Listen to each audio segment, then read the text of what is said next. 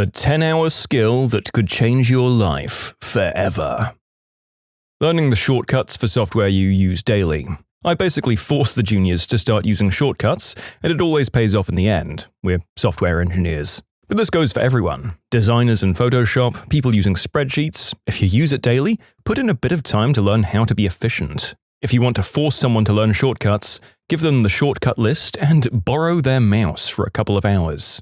I did this at my first internship. I'd look up the shortcuts for basically everything I did, which made me really slow initially. I'd work on trying to do everything with the fewest keystrokes. Within a few weeks, I could jump around my computer and editor really damn fast. I still had no idea how to actually code though. An interesting thing happened then. Managers and teammates would see me use the computer and presume that I knew what I was doing and then give me more interesting projects and even ask me, the intern, questions. All because I knew a few shortcuts.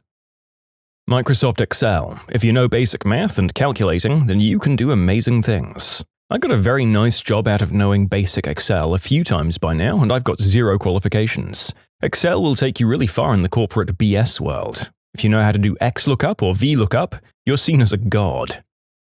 CPR and stop the bleed. My girlfriend of 8 years had an aneurysm a month ago. I had to give CPR until paramedics arrived. Doctors said she would have died or had severe brain damage without it. I'm thankful every day I learned CPR. I'm not going to lie, I panicked for about 15 seconds, but then the training kicked in. Learning where your water main shut-off valve is for your house. I'd say spending 10 hours learning how your computer works will pay off forever. So many people are unaware of how their machines work. It took me way more than 10 hours to do my computer engineering degree, and I've still only got a basic idea.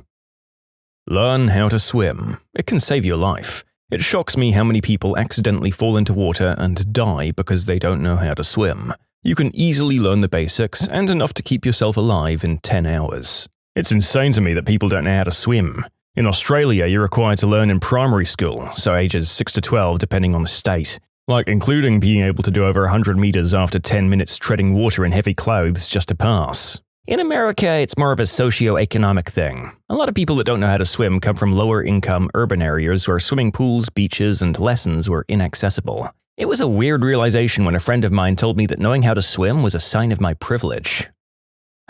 Here's me learning that the super basic thing that I was taught as a standard in my country of upbringing would basically paint me as a yuppie well-to-doer in the States. I can't imagine not knowing this skill. It would rule out like all of the desirable holiday destinations. Although that's also me being a little bougie, isn't it? If you have S or any grid backfeed, you should absolutely know where your shutoff is. Additionally, everyone should learn simple wound care, and know what plants in their locale are potentially poisonous. And I'll just add, it's pretty practical to know some knots, notably the bowline, square, figure 8, and clove hitch. I've used all 4 today, and they fix small problems that otherwise become big problems. Basic finance literacy stuff such as budgeting, mortgages, negotiations, taxes, and investing. I'd argue that just by knowing and understanding these, one can improve his or her quality of life significantly. Basic investing is so frickin' easy, and people make it so frickin' hard. Step 0, if you have debt, pay it off first, except for debt at very low interest rates like a mortgage or promo APR car loan. Then save 3 months' worth of expenses in cash and just set it aside. Then we get to step 1. Open up a free brokerage account, any extra money goes in there. Buy VTSAX or any other broad index fund. Continue doing this. Step 2, congrats, after a few decades, you're now a millionaire. Resist the temptation to buy individual stocks, crypto, memes, and other hype-driven crap. Good investments don't need marketing or hype. You might get rich off meme stocks, but it's almost always a zero-sum game, meaning that every dollar that someone makes is a dollar that someone else has lost. Some basic civics. Understanding how your government actually works and is structured will save you a lot of frustration and anger. It might even save you from going down dangerous roads with your ideas. There are usually pretty good reasons why things work the way they do, even though things might seem slow and inefficient at times. Knots all the way, baby. 10 hours spread out. An hour to learn the knots, 5 to 10 minutes at a time to practice them again and again for the next few months. Square knot, bowline, clove hitch would probably be my first 3. That covers 90% of the stuff you might need to tie. Then figure of 8 and rethreaded figure of 8 loop. This will be first if you rock climb. An adjustable hitch, like the midshipman's hitch is preferred, although many people learn the inferior taut line hitch. and the sheet bend. These knots will basically do everything you might need on a sailboat, climbing, around the house, and in the woods. You can get fancier with more purpose-built knots though, like the alpine butterfly, double fisherman's, fancier stopper knots, knots that work better in slippery rope, and the sheepshank. Learning a sewing machine. It takes a while to figure out proper tension and it will tee you the F off when you're starting out. However, once you're over that hump, you'll be able to fix your own clothes, make gifts, curtains, blankets, clothes, and costumes. The world is your oyster. How to sharpen a knife. Probably simple car stuff. Changing a tire, battery cables, jump starting. You'd be surprised at how many people can't do these things and how often those are your most common problems. CPR training, fire extinguisher training, swimming, and floating. Zipper repair. Most tents and sleeping bags at festivals are only discarded because of slightly buggy zips. Knitting and sewing. It definitely takes more than 10 hours to get good at it, but learning the basics enough to knit a scarf or sew on a button can sure be learned in less than 10 hours. It can save you a ton of money because you'll know how to fix your own clothes and make some new ones. Questioning everything. Whenever you need to make a decision, spend a few minutes playing devil's advocate with yourself, especially if it's something trivial or a no-brainer. Make it a fun yet challenging game of who, what, when, where, how, why against your alter ego. You'll learn an absolute ton about your good and bad qualities, your habits, thought processes, and you'll also learn naturally how to phrase questions or opposing views as inquisitive instead of abrasive or combative. That kind of honest and earnest self-reflection will eventually affect absolutely everything in your life. Most of my greatest lifestyle changes come from questioning things that I'd otherwise never have given a second thought. On the other side of things, constantly questioning how or why everyday objects work will give you an extremely well-rounded foundation of transferable or relatable knowledge. If you can't work it out on your own, Google it. If you ever find yourself in a conversation about something you haven't explored, use the opportunity to apply the same line of questions you would debate yourself with. People love it when someone's open and curious about something they're passionate about. Eventually, you'll be able to relate to anyone or anything at any time. Conversations become deeper and more meaningful. Your connections to people become stronger, and sometimes you come across hidden passions. Having this kind of mindset has made it extremely easy to have a pretty base-level knowledge of most things. I get asked often why I know so much about different things, but it's literally just from asking questions when something I'm not familiar with comes up, or just Googling things. It makes people think you're a lot smarter or more competent than you actually are.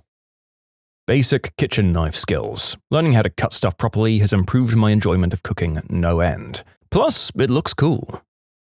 I'd say learning how to communicate clearly, especially writing short or structured emails and messages. It doesn't take long to practice, but clear communication makes you stand out at work, saves endless misunderstandings, and builds respect. It's underrated because it feels obvious, but it really pays dividends for life. How do you suggest someone learn this, though?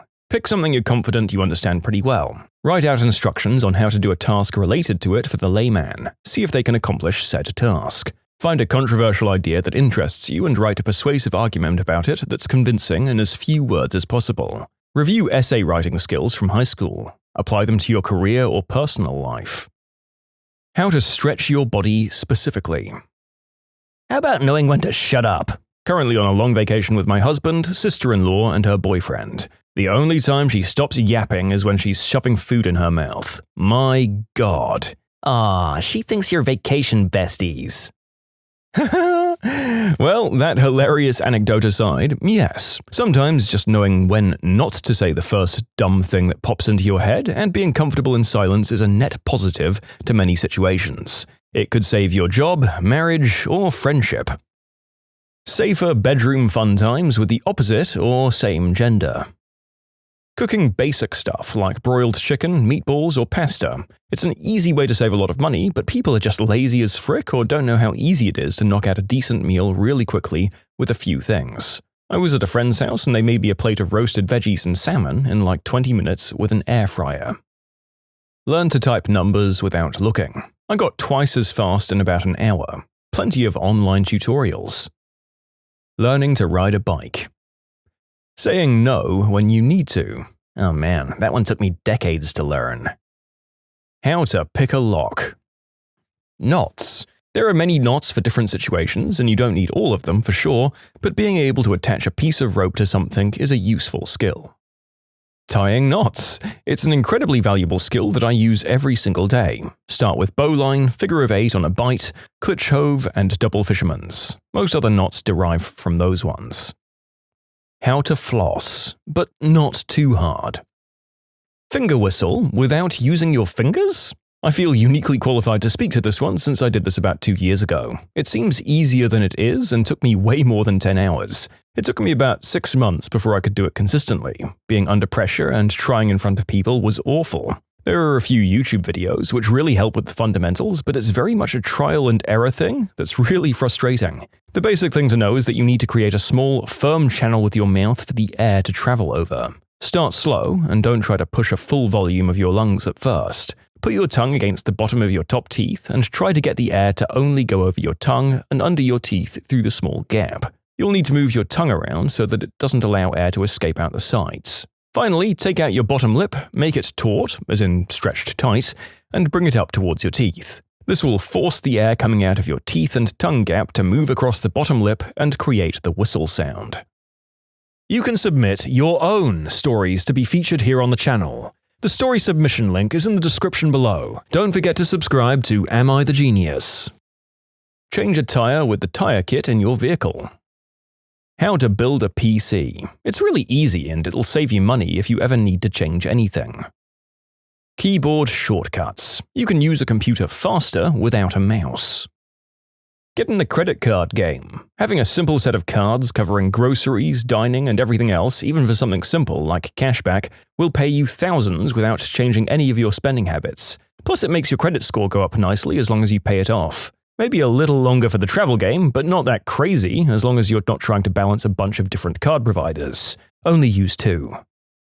If you run a business, I'd say calling people back. Welding. Not a certified awesome welder, but 10 hours of instruction and practice would make you good enough to weld most things. Listening.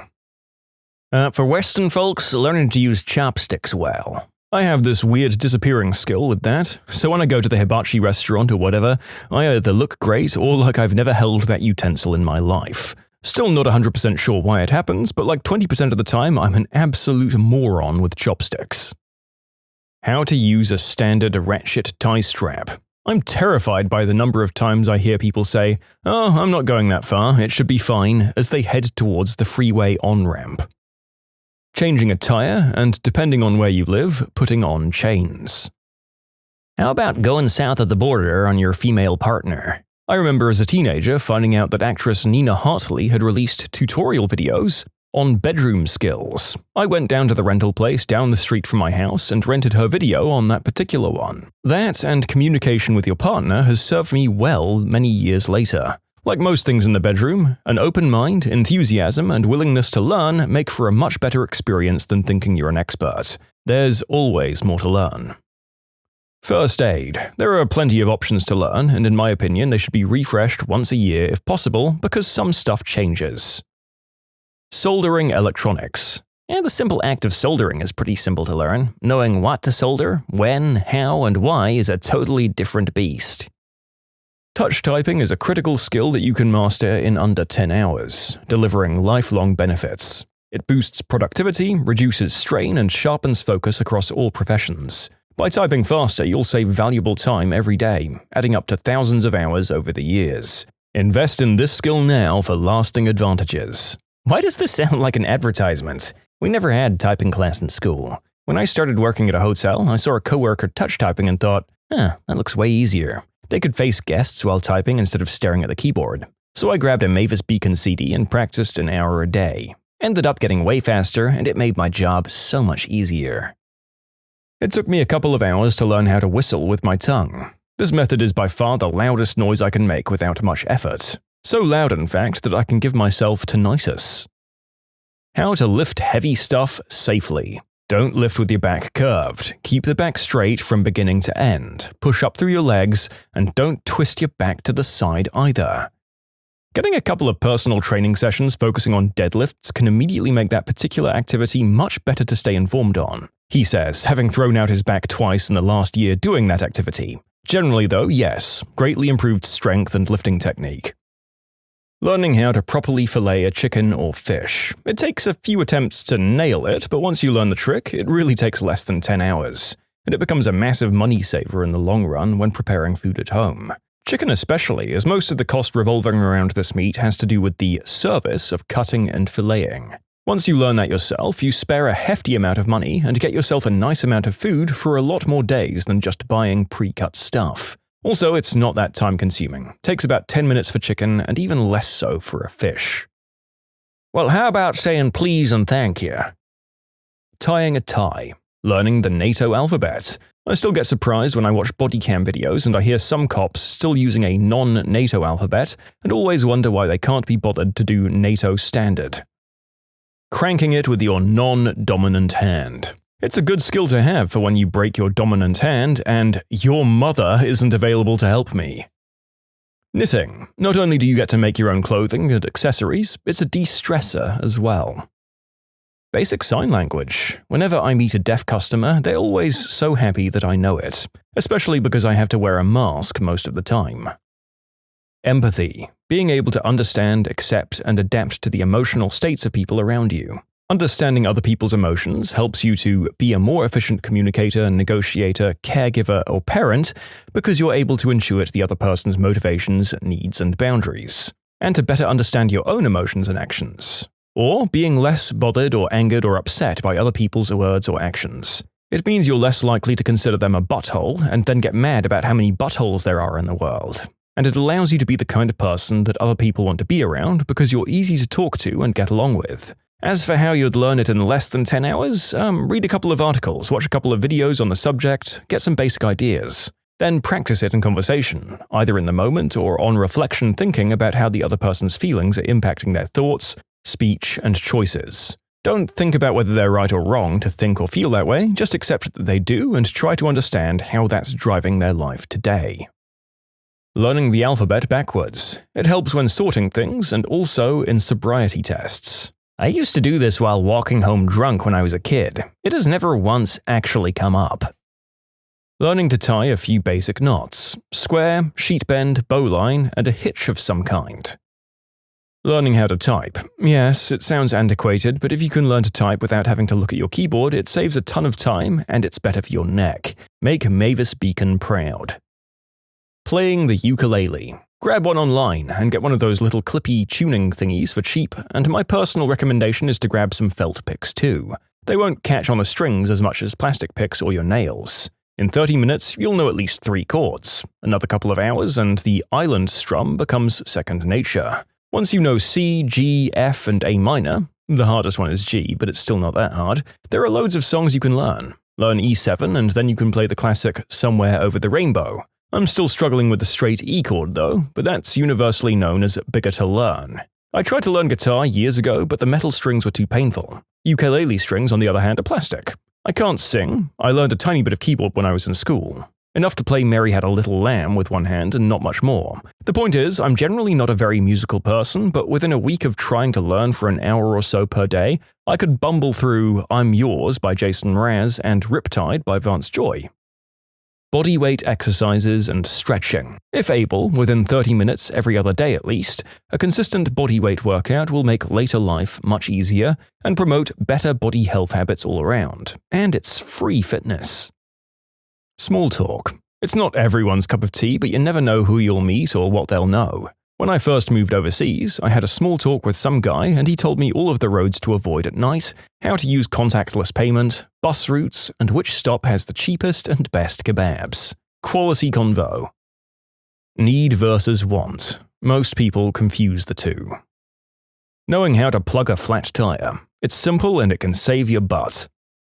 Juggling. It's not really important in life, but absolutely fun to do whenever you have a bunch of similar objects laying around. Proper PPE usage. The NATO phonetic alphabet. M as in Mike is clear. M as in mice is not. Good manners. Thank you. CPR and first aid classes. Patching holes in clothing as well as sewing basics in general.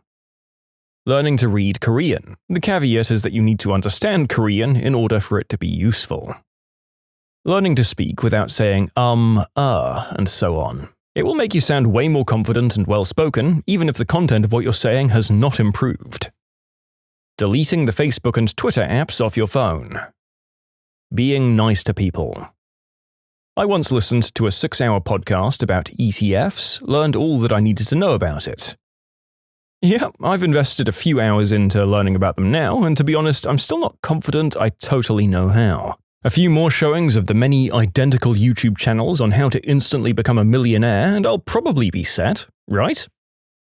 How to shut the water off on an overflowing toilet. Filing your taxes. These are quicker than 10 hours, but I think they're still good. Control plus backspace deletes the entire previous word. Percentages are reversible. 8% of 25 is the same as 25% of 8, but 1 is much easier to work out in your head. Saying, I don't know. Changing both a bike tube and a tire. Changing a car tire as well. Learning to type without looking, aka touch typing. I've had this random fun idea during COVID and it's been a hack every time. Your mind is clearer when you don't need to look for the keys. Takes less than 10 hours to change your technique and to be of normal typing speed, which is around 40 words per minute. To further the skill, I allotted around 2 hours daily and I achieved 100 words per minute in a month. Investing in index funds. Sewing. Being able to repair your own clothes is such a money saver in and of itself, but sewing and other fiber skills is so versatile it will never stop paying off in so many ways. Using your mouse left-handed. It takes maybe 30 minutes and will save you from wrist pain for your entire life if you use the computer a lot. Learning basic cooking skills can completely change your life. Just knowing how to make simple, healthy meals saves money and keeps you healthier. Another is touch typing. It boosts efficiency forever. These investments pay dividends daily for the rest of your life. What's the most petty, passive-aggressive move you've ever played? I just hit the passive-aggressive zenith. Played a YouTube video of someone eating crisps loudly while someone else ate crisps loudly, because I can't be bothered to ask them to stop. Basically, this guy is one of those people who manages to do everything that is annoying. Whether it's banging desks, talking loudly on the phone, laughing loudly, munching crisps with his mouth open, etc., all distracting in our very small office. I'm not saying I'm not a prick, but I'm tired of picking the guy up on things he should be able to work out for himself. Has anyone else surprised themselves with their own petty behavior? As pointed out, it probably isn't properly passive-aggressive. The reason I didn't directly approach the guy is because I've done it so many times with so many other things that he's becoming combative and resistant. I'm tired of getting into semi-pissy debates, and I'm at the point where I think he should start actively taking responsibility for the things he does in the small office we share. I always ask if people mind if I put on music or close curtains, etc. I was on the receiving end of some epic passive aggression once. I was in the 12 items or less line at the grocery store, and as usual had counted my items before I got in the line. An older couple got in line behind me and clearly did not think I had done so. They spoke loudly to each other, I guess hoping to embarrass me. "That doesn't look like 12 items to you, does it, Marge?" etc. This continued on, and when it was my turn, one started, "Let's count. 1, 2, 3. I started wondering if maybe I miscounted, feeling a little panicky as I usually try not to be a D-bag. Then finally, 10. Oh! The cashier laughed. I needed to do nothing. The backfiring of their plan was plenty. Although I now look on that situation with that single regret. I should have also written a check, asked for paper and plastic, and for rolls of quarters. Darn it. I would have grabbed 3 packs of gum and put them on the belt with my stuff just to screw with them after that little act. I used to be a resident advisor in a college dorm. One of the dorm activities was on personal hygiene, with free stuff available like deodorant, shampoo, razors, etc. One of my residents couldn't be bothered to speak with his roommate about his disgusting habits, but he sure took about a dozen of those flyers and put them up all over his roommate's side of the room. Ah, that's like a lower effort version of the good old post-it note. Best friend of any passive-aggressive flatmate. The neighbor in my girlfriend's apartment will let their gosh darn alarm go off for like a good 5 minutes before they even try to stop it. They don't hit snooze like a normal person. They just lay there and let it buzz over and over and over again. It was going on longer than usual, so I ended up pulling out my phone and turning on the meltdown alarm and basically pressing it directly into the wall. On top of the horrendously loud noise, it was also buzzing the whole wall. They turned their alarm off within 10 seconds and haven't done it since. If this ever happens again, get a screaming mini alarm clock from any truck stop. It's 110 decibels of get the frick out of bed. Treat it like a grenade. Set it for 1 minute, it's a timer, and toss it in their window. It's brought people to tears because they couldn't turn it off. Oh, thank you for that wonderful idea. My neighbors don't have a problem with their 16-year-old son and his idiot friends going out at 2 a.m. drunk as frick in their backyard, yelling and screaming till the sun comes up. Nobody around will say anything because I live with a bunch of old fricks and I don't want them damaging my car. So I just ordered one of these. This Sunday, I'm throwing it in their yard the second they decide to go in, because they always go out every weekend and do this crap. It's going to be so worth the money, even if I have to do it every weekend.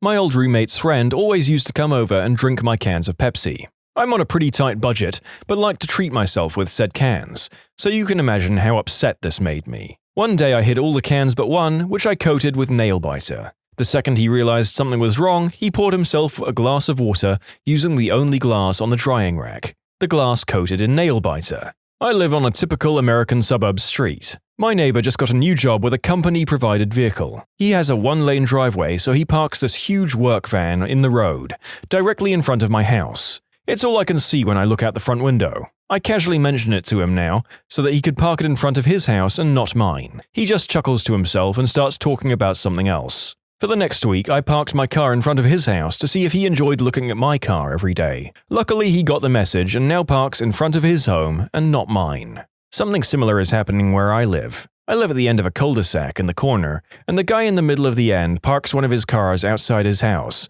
blocking our driveway to the point where we have to snake around his car in reverse. Meanwhile, his other car sits in his driveway that is thin but long enough for 2 cars. Did I also mention that both he and his wife are retired and rarely leave the house? We have other neighbors with similar situations, so everyone keeps moving their cars like a game of chess to park in front of each other's houses to annoy each other. They are all gradually getting more and more teed off with each other, and just when they are at the tipping point, I'm soon to be adding a new car to the scenario. I will park it in the worst place and watch the drama. Skip passive-aggressive, go fully aggressive. Buy a beta car, spend under $500. Insure minimally. Put the beta in your driveway. Wait until your neighbor blocks your driveway. Nail the neighbor's car. Blame the neighbor for being parked in front of your driveway. Take no responsibility. Repeat until the point has been made. Sell the beta for whatever you paid for it.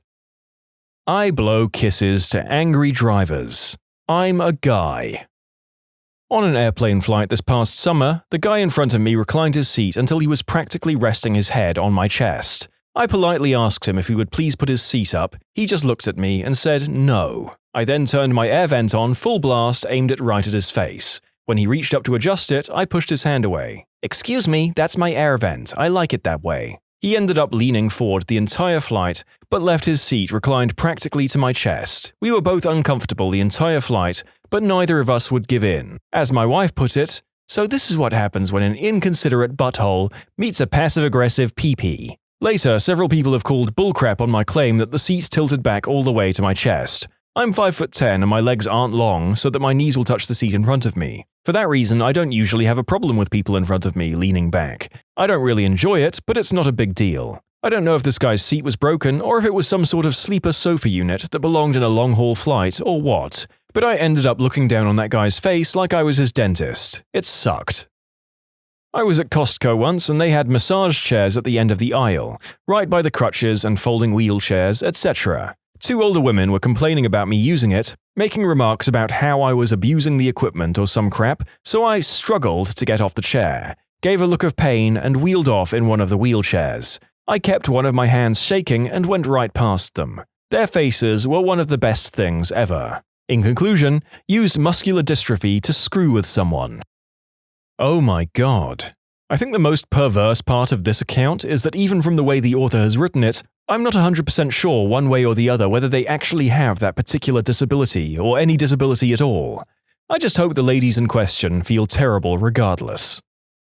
I was watching Batman at a theater and the kid sitting in front of me kept rocking his seat back and knocking me in the knees. I asked him to stop, he glared, then stopped for 5 minutes. But he started again and kept intentionally rocking it back to hit my knees. So I put my foot at the base of the chair so he couldn't rock it backwards. He turns around, glares at me, and mutters, "B-word." This kid couldn't have been older than 11, so I let him keep rocking and waited until he was winding back to rock it really hard. Then, when he was at his apex, I kicked the back of the seat hard. It smacked him in the head and he whiplashed forward. Needless to say, he didn't lean back for the rest of the movie. In conclusion, I kicked a kid in the back of the head, and I'm not entirely certain what passive-aggressive means. You delivered the kick that the kid needed, but not the one he wanted. Some men just want to watch the chairs rock. He merely adopted the chair. You were born in it. Let me tell you how I got this whiplash. When you lean back, you have my permission to die. There's these two girls who sit behind me in one of my classes that don't shut up.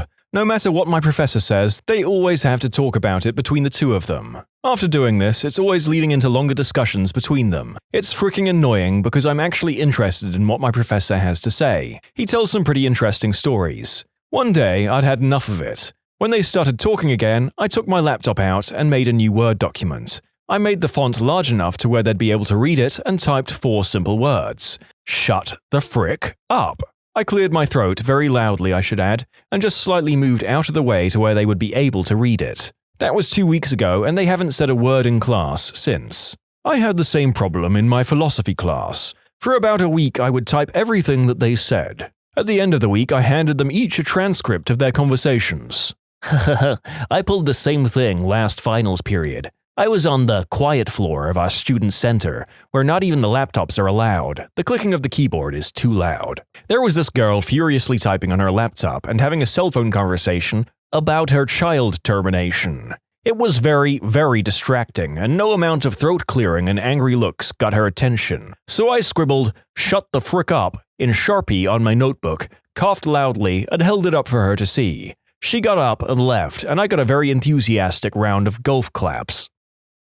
In college, I had the worst roommate. She would stay up all night, sleep all day long, and dramatically sigh or groan if I accidentally woke her up by, being in my dorm room during the day. She also could not shut up for about 5 minutes. She literally wandered around our room muttering to herself mostly, "Frick!" and "Jesus Christ!" And if she wasn't doing that, she was sighing and groaning and slamming drawers shut. She also left food that should have been refrigerated out on her desk for weeks at a time, including stacks of burgers still in their paper wrapping. It smelled. Anyway, she mentioned once how she hated living in the dorms because she couldn't smoke in there. I casually brought up how my last roommate broke her contract and moved into a house mid-semester, and she just loved it. New roommate got excited and started to look into getting an apartment. What I didn't mention was that it costs $1,000 plus that month's dorm fee to break said contract, and apparently she managed to sign up for this without noticing that fine print either, because for about a week after she had screaming matches on the phone with her mum about the money. A week later she was gone and I had the room to myself for the rest of the semester.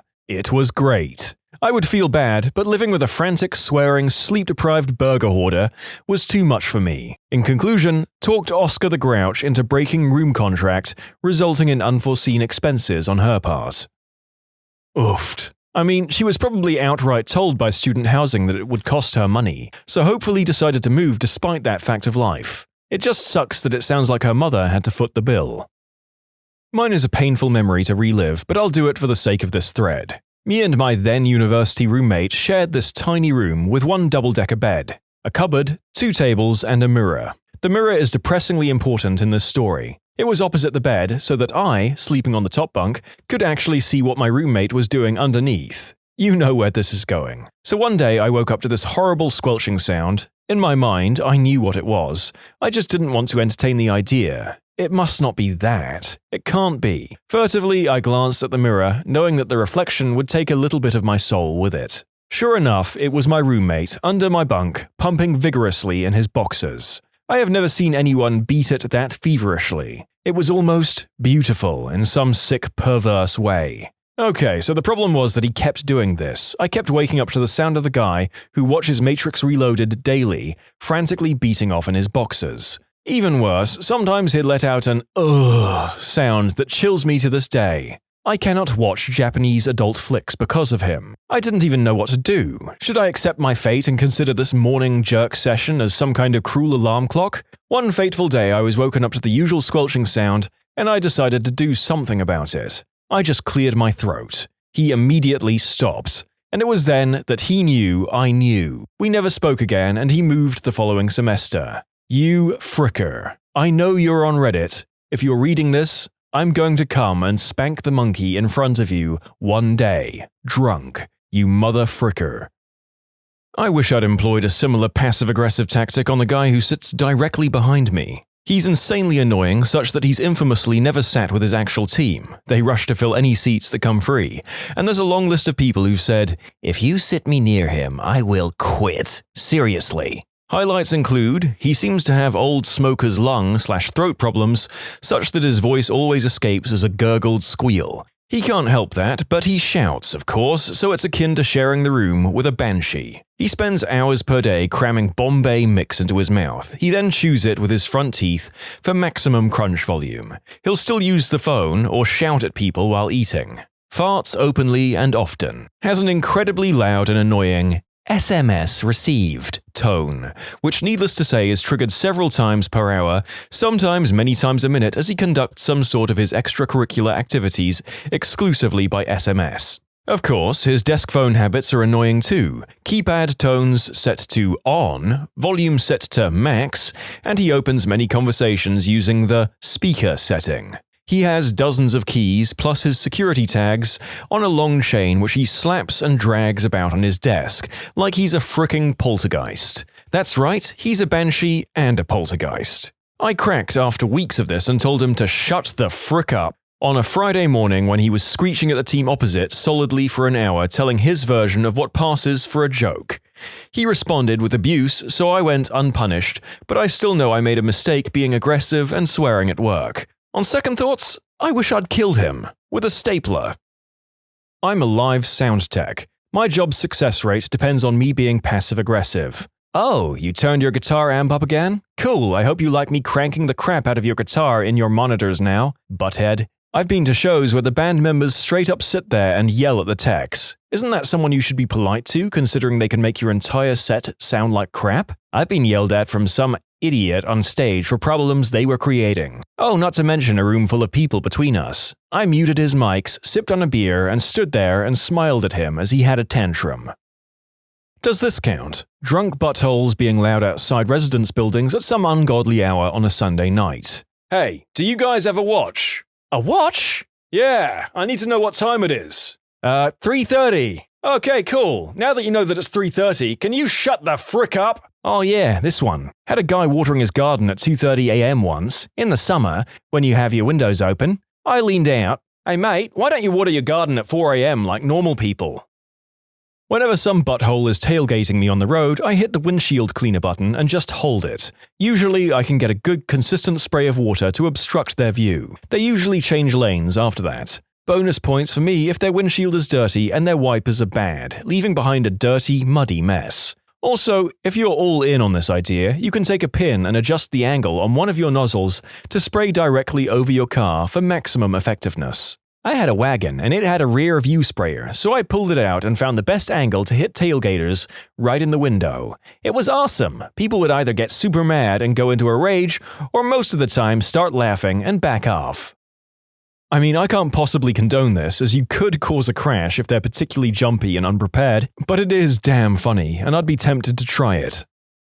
I put 3 staples in my stapler at a time so people will stop using the one on my desk. There's an empty desk right next to me with a fully loaded stapler no one ever uses. I realize this is ridiculous. I was in Walmart once and this kid was screaming. I tried to ignore it. I thought about asking the parent to quiet the kid down. You could hear him through the whole store. Finally, I just stood at the end of the aisle they were on and started screaming back at him. The mother was horrified, but after about 10 seconds of yelling back and forth, the kid finally stopped. My mother would do the same with me when I was a child. Once I threw myself to the ground and started screaming, and she just lay down beside me and watched me with her poker face until I stopped. It worked every time. Every time I was working on a good tantrum, my mother would offer to clear out a space for me on the floor and tell me to let her know when I was finished. The residents at the pool I work at complain about everything, making the shifts that my co-workers and I work extremely trying on our patients. It eventually got to the point where a number of residents petitioned to get one of the guards written up because she was sucking a lollipop in an inappropriate manner while on stand. As head guard of the facility, all of these complaints went to me. Eventually, I got sick of this and took action. What the residents didn't realize up until about halfway through the summer is that the pool they use has a number of small rules that no one really acknowledges, because honestly, it's not worth anyone's time to enforce them. These rules include things such as enforcing designated areas to eat and a sort of blanket ban on alcohol. From July 25th on, under my authority, every guard was required to reprimand all residents on every single infraction, in order to give them a taste of their own medicine. I can honestly say there is nothing more satisfying than having one of my guards stop a hated resident from enjoying a few drinks with whoever they're with, and then looking them right in the eye and just absorbing their hatred. It's sublime. When I was pretty young, maybe 13-ish, my younger brother, 11-ish, kept frustrating me by stealing my CD player, and I was out for clever revenge. We had a CD recorded by a band from the local church called Flying Sheep.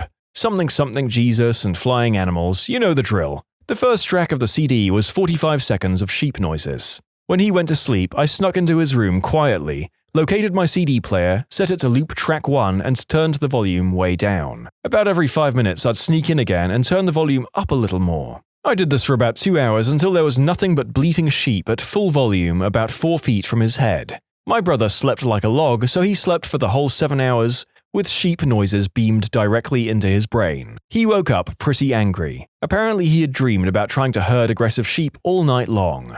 Sweet revenge. If someone is really annoying me with what they're saying, or chewing loudly, smacking gum loudly, or making annoying drum noises with their mouth, I will sometimes turn music on and slowly turn it up to the point where I can't hear them over it. Sometimes I will even look them dead in the eyes while I do it. Well, that's better than my sighing tactic. Bravo! Whenever my roommate shaves, he always leaves little bits of hair in and around the sink. As other people's hair has always made me cringe, I repeatedly asked him to stop, but there would always be hair in the sink. So I waited. For 3 months, I grew my pubic hair to the most glorious length it has ever been and shaved it all off into the sink, and left it. I haven't had any problems with my bathroom since then. In conclusion, a wild bush appeared. The last 4th of July, some friends and I went down to the pier to watch the fireworks.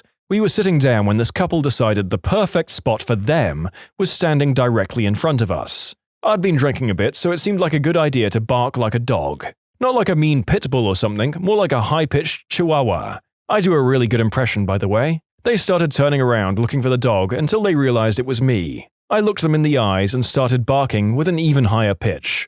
I think they thought I was crazy because they just whispered to each other and left. The old man sitting next to me gave me a high five. Watching my daughter at gymnastics, woman next to me was smacking her gum like a cow. I pulled out a pen and sat there clicking the button until she got fed up and left. When you subscribe, make sure to hit the bell to turn on notifications. Put the playlist on in the background to finish listening to all the stories, linked at the top of the description. And if you like Am I the Genius, give Am I the Jerk a shot, linked in the description too. Either way, thanks a lot for watching, and we'll see you guys next time. Non-Americans. What misconception did you have about America before visiting or moving there? Well, I recently learned that New York is a state as well as a city, and Washington isn't in Washington. A while back, I was dating this girl from India who was shocked to discover that Seattle was nowhere near DC. The best part about the naming of Washington State is that it was going to be called Columbia, but people at the time thought it would be too confusing, given that the nation's capital was the District of Columbia. This was before DC was mostly known as Washington, so they picked Washington for the state name instead of Columbia, to avoid confusion. My German friends wanted to go into my arsenal and start shooting with all my pieces. When I told them that I didn't have any, they looked at me like I was lying. I've taken several Germans to the range. It's a pretty awesome experience for them. I don't think they really grasp how bloody expensive the ammo is, though. I don't know if it's a misconception, but I expected Grand Canyon National Park to be less well-maintained.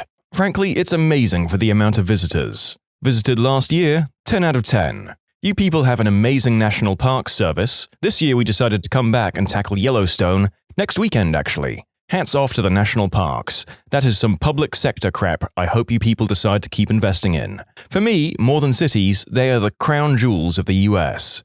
The amount of public land in the US is unique and incredible. Thank Teddy Roosevelt and John Muir. They were both amazing men that pioneered the vast national parks of North America.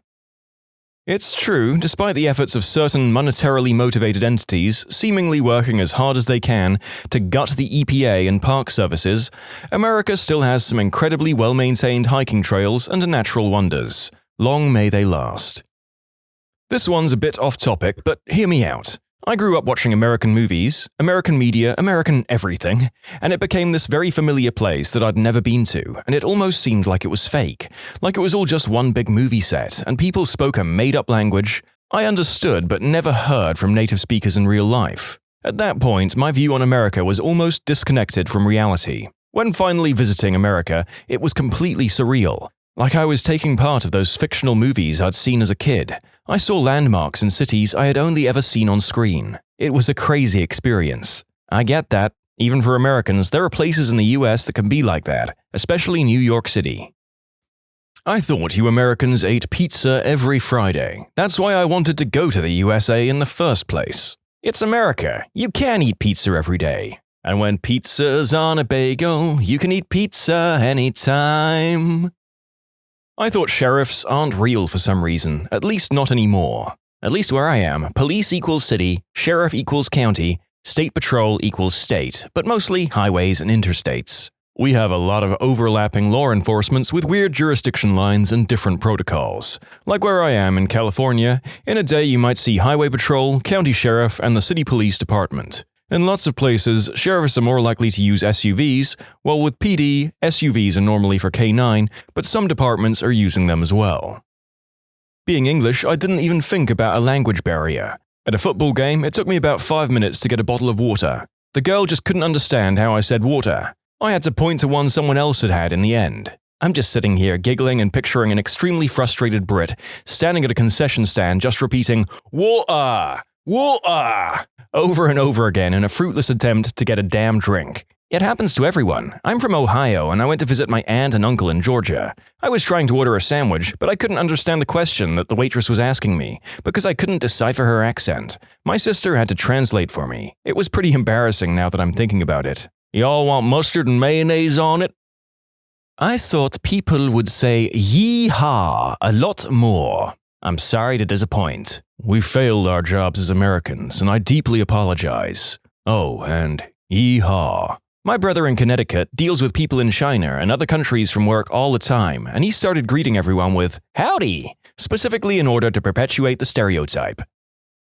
Honestly, you guys were a lot friendlier than I expected. Even in New York, which seems to pride itself on not giving a frick, I found people to be extremely friendly, polite, and helpful. It's been great hearing everyone's take on this, and now I have a long list of places to visit in America. Fellow New Yorker here can confirm we do give a frick. Quickest way to get a New Yorker to talk to you, you stare at a subway map for more than a minute. The one thing that breaks us out of our do not talk to strangers shell is when helping with directions. I swear, if you ask the quickest way to get to the Empire State Building, 3 of us will jump in front of you to make sure you get there, and 2 of us may debate about which way to go, even though both of our directions are right and it would take the exact same time. If we're really friendly, we'll even give you a tip to skip the Empire State Building altogether and head to the top of the rock. Better views, no chain link fence, and you can actually get that picture in front of the Empire State Building. Something you can't do when you're standing on top of that building. You can also ask, hey, does this train go to 34th Street? Just to get us talking.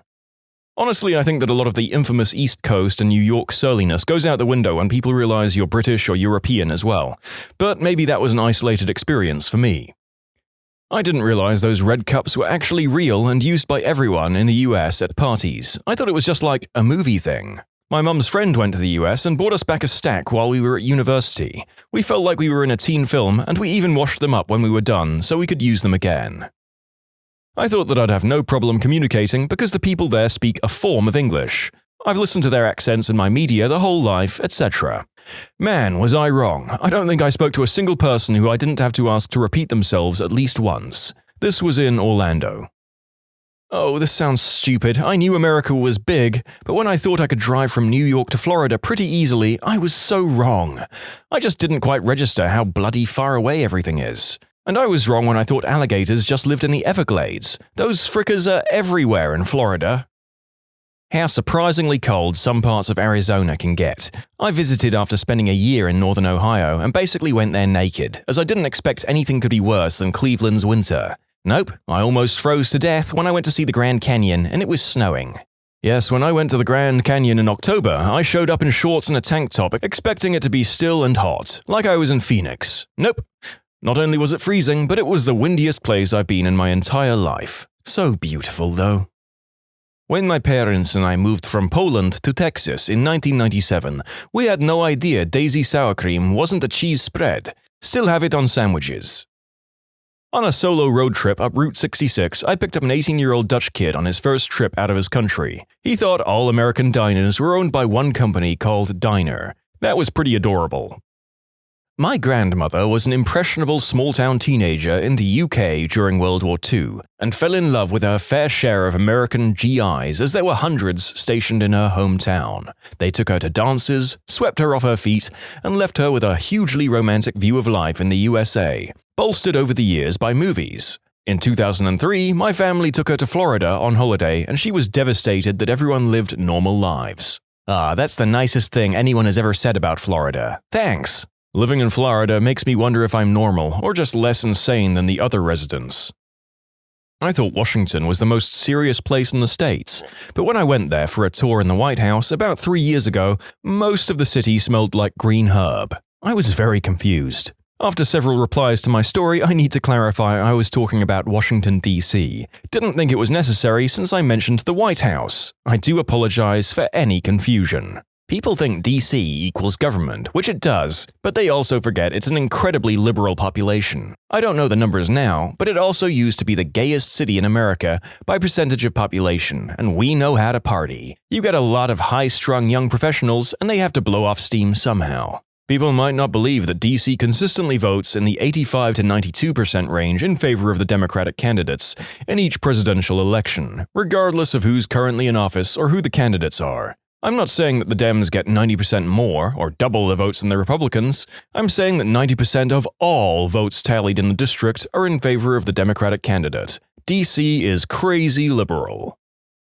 I got an admit to a school in Texas. I was worried about all the six-shooter slinging cowboys and random shootouts everywhere. 4 years in, and I'm yet to see any of those guys here. I did get to go to a firearms range last year, though. I had an exchange student from Europe recently, and he said his mom said she'd be happy as long as he ended up anywhere in the US except Texas. I live in New Orleans, like in the city. His mom was still happy it wasn't Texas. He said he'd fill her in on the actual danger to him in New Orleans versus Texas when he went home. I visited New York City and had the expectation that everyone would be rushing around and keeping to themselves, but people were so friendly. Like several times a day, girls stopped me in the street simply to say something nice about my hair or outfit. I just found it really strange, but nice. I'm from London, UK, and I guess I'm just used to people avoiding eye contact or talking to strangers. The only downside was the catcalling was heavy and more aggressive than I've experienced anywhere else. I've only been to New York City, LA, Vegas, and Florida, but I've generally always found Americans to be really pleasant and polite. I've had to rethink just how antisocial we are in a lot of Northern European and British cities. Perhaps even if New York is unfriendly by US standards, it's still worlds ahead of Britain in acknowledging people around you. That it was a big country. It's not. It's insanely vast. Stupidly vast. Beyond anything I can compare it to. Returning to the UK after a trip to the US, it feels like I'm visiting Toy Town and everything is just so cute. And I'm English and feel like this after a week or two away. Also, people are a lot less fat than we're led to believe.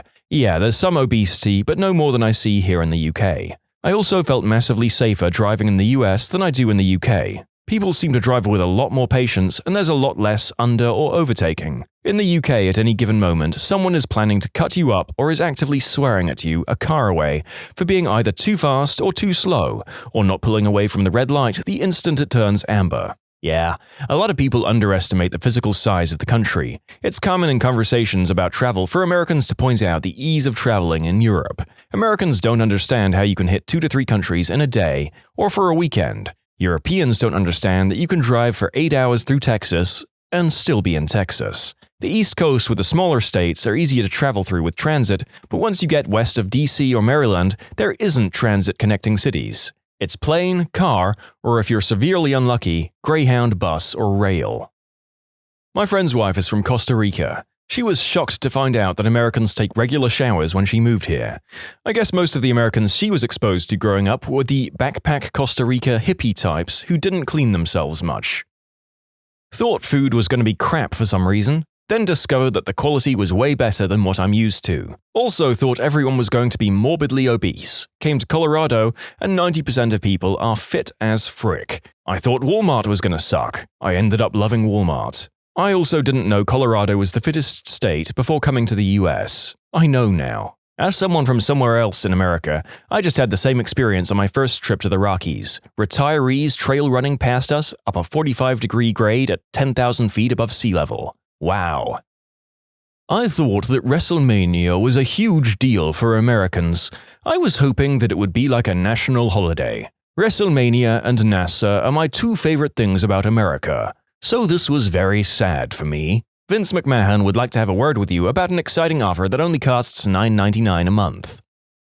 Met a guy from Portugal in Portland, Oregon. He said he was surprised that he hasn't seen anyone get shot in the street yet. He assumed everyone in America carried a piece, and street shootings were extremely common. I'm curious, did he think that they were Western-style shootouts, or more like just random acts of violence? Hell, I'm from Idaho and went to New York for Comic-Con, and got asked how I liked the modern tech available in the city. I was confused until we talked more and realized that he thought we didn't have electricity or cars, and that I used a 6-shooter to shoot coyotes, trying to get at my cows. It's not just non-Americans.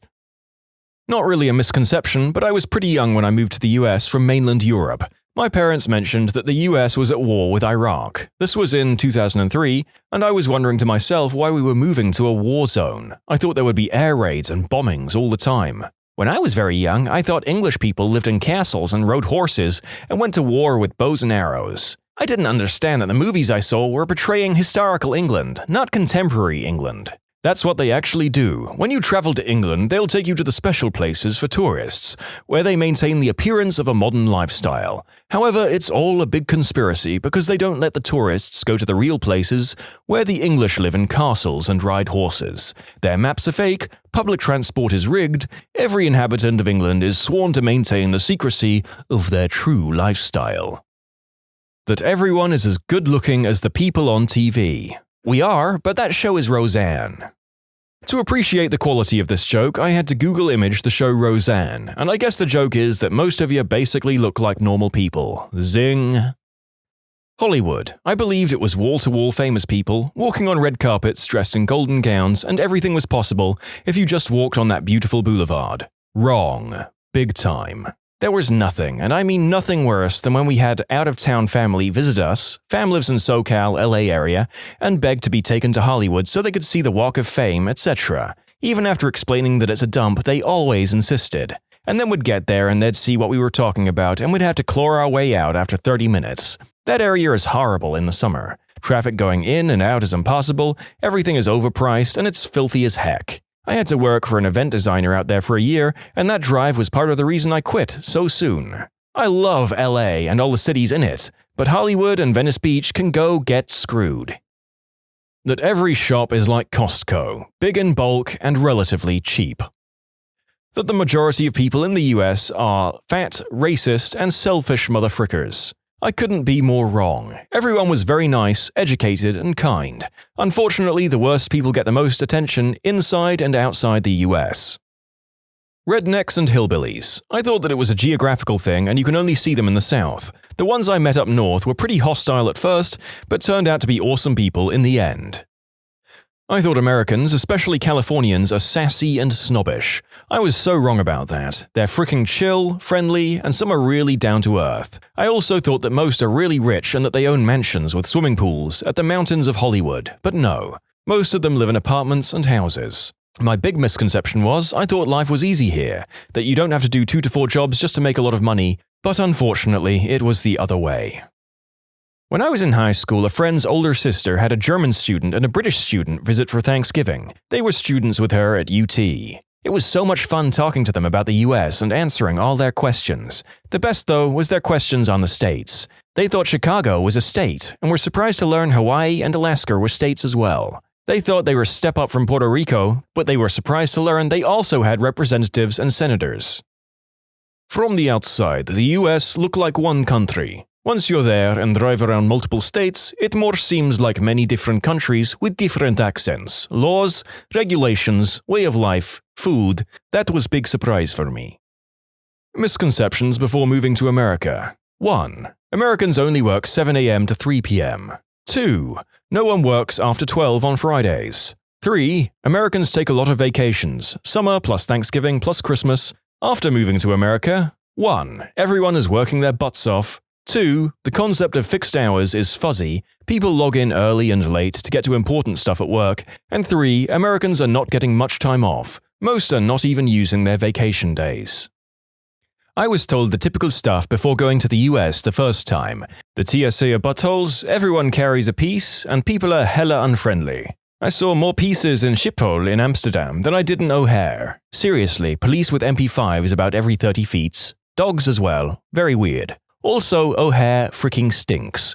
Worst airport in the world. Anyway, yeah, I realize mileage may vary with the TSA, but everyone was friendly, interested in my trip in a good way, and helpful. No issues. Spoke to a police officer like an hour later, super friendly and helpful as well. I was starving, he showed me a good place to eat, and had food himself as well. We talked a bit while eating. Cool guy. Everyone was super talkative and friendly in the US. The talkative part is weird, coming from Sweden. I got compliments on my shirt within an hour of leaving the airport after my second in-country flight. That would basically never happen in Sweden. People here dislike social interaction. In the US, it was like free-for-all talking, joking, and complimenting each other. It was nice. As a resident Swede, this is all completely true for those of us who visit the States from here, as I've alluded to in my previous comments. Having strangers talk to you in a friendly manner is genuinely mind-blowing to us who live here. I've lived in the US permanently since 2015, but I've been coming regularly, 3 to 6 month visits, since 2010.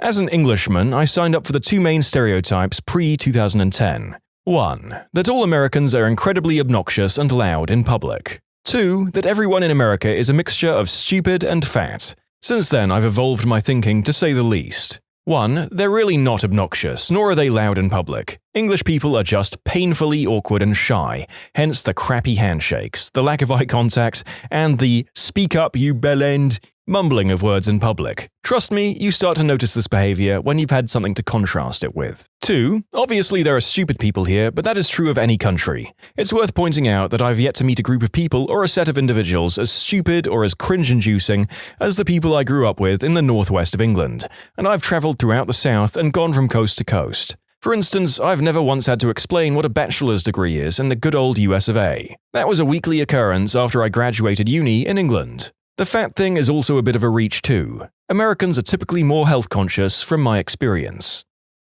I officially became an American a few years ago, but before I first came to the country, I used to believe that American streets would be cleaner than clean and paved with gold. I'm originally from Jamaica. Our streets, back then, were not always as presentable. Then again, it also depends on which area of Jamaica you resided, worked, etc. Anyway, I thought American streets or roads were yellow brick road immaculate. Not sure why I believed that, it wasn't true. They're just as normal as other streets. But I tell you what, it blew my mind when I first saw a street sweeper. That was awesome.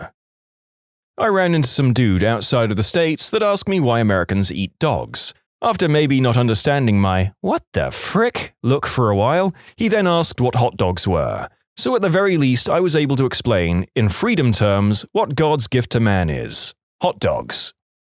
What's the worst thing a protagonist ever did in a children's movie or show? Tink in Peter Pan is an absolute monster. She tried to get the Lost Boys to murder Wendy. The whole film is full of aberrant morality. I mean, that's relatively on the low end of her atrocities. She sells out Pan and the Lost Boys to the pirates because of her hatred and jealousy. In the book, it's even worse because the pirates aren't buffoons, but highly competent and malicious. Smee isn't as much of a lovable idiot in the original. He's a sadistic torturer whose sword is called Johnny Corkscrew because he wiggles it in the wound after shanking someone. He's described as a genial man who's not as severe as the other pirates to the kids, but he's also described as one who would stab with no offense. Don't forget Peter Pan was a monster too. He'd teach kids how to fly, but never how to land, and they'd just fly until they starved to death.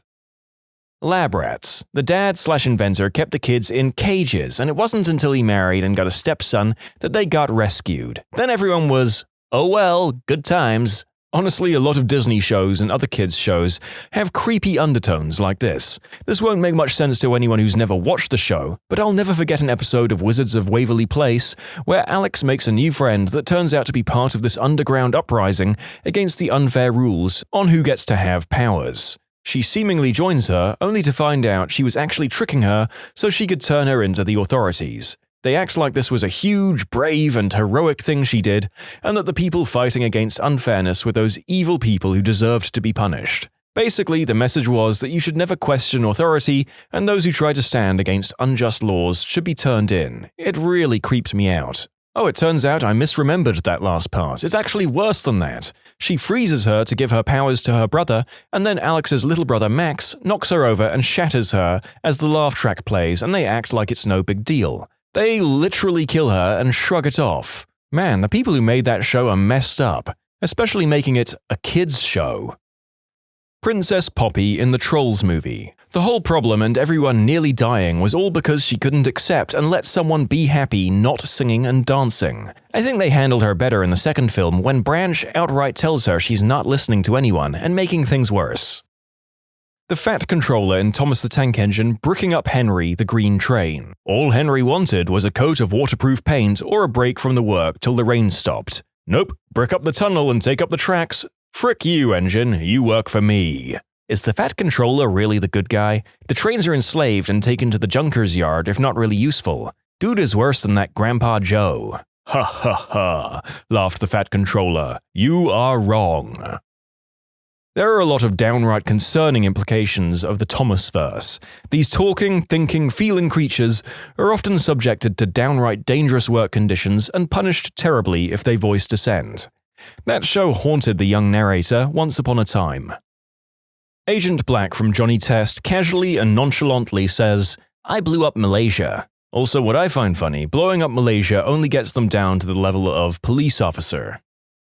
Here's my entry to help get conversation going. In the 2005 Disney movie Chicken Little, the school bully, Foxy Loxy, gets teleported by aliens and suffers brain damage resulting in a massive personality change. When the aliens move to return her to normal, Runt of the Litter stops them, saying she was now perfect. It's then implied the two become romantically involved. Let's not forget Buck Cluck being a really crap father to Chicken Little. Frick it, this whole movie just sucks.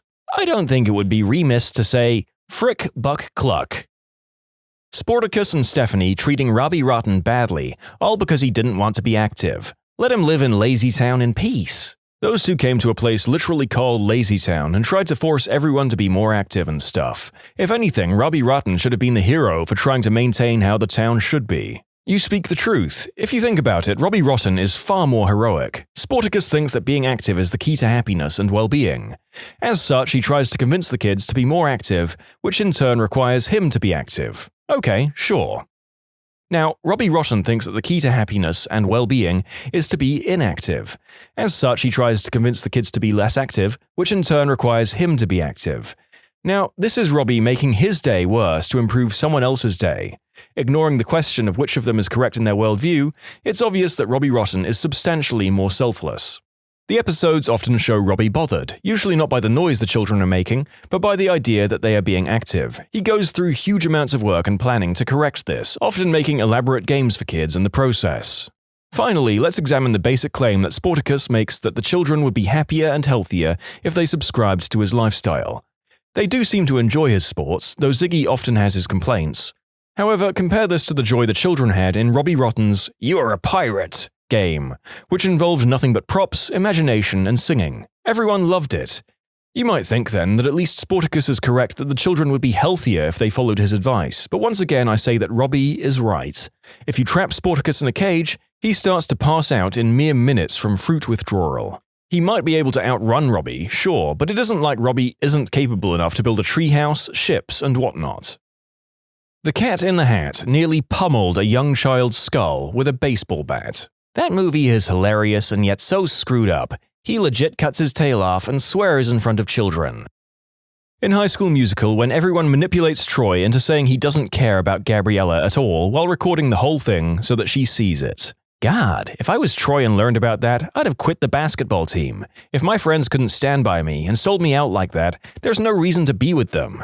Same with Gabriella and her science friends. Of course, they didn't manipulate her into saying things she'd regret and film it, but they still thought her potentially being distracted from their competition was enough of a reason to mess up her relationship. It's been a while since I've seen it, I'm sorry if I made mistakes.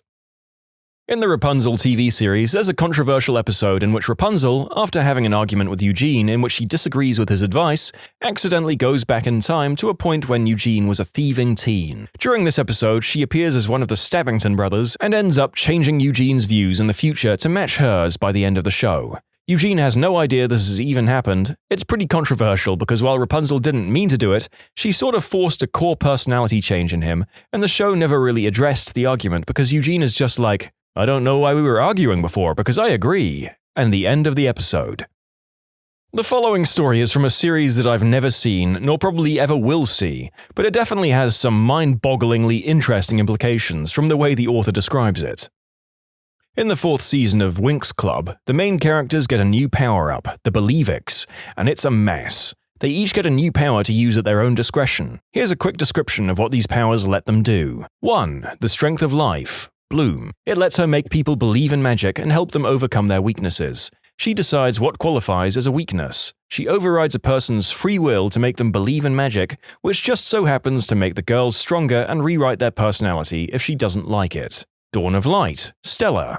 It makes her people more cooperative and accepting. Basically, she overrides another person's free will, so they do what she says. Breath of the World. Flora. It lets her make people show more appreciation for nature. Nice on paper, but it basically makes people ignore potentially more important tasks or forego certain technologies in favor of nature. Bright Heart. Musa. This is actually the most normal because aside from the usual of making people believe in magic, its only other effect is to convince people that they can change. Gem of Mind. Techna. To quote the official description of this ability, she can use it to make people think correctly. I think that's enough info. She decides how people should think and magically imposes that way of thinking onto them.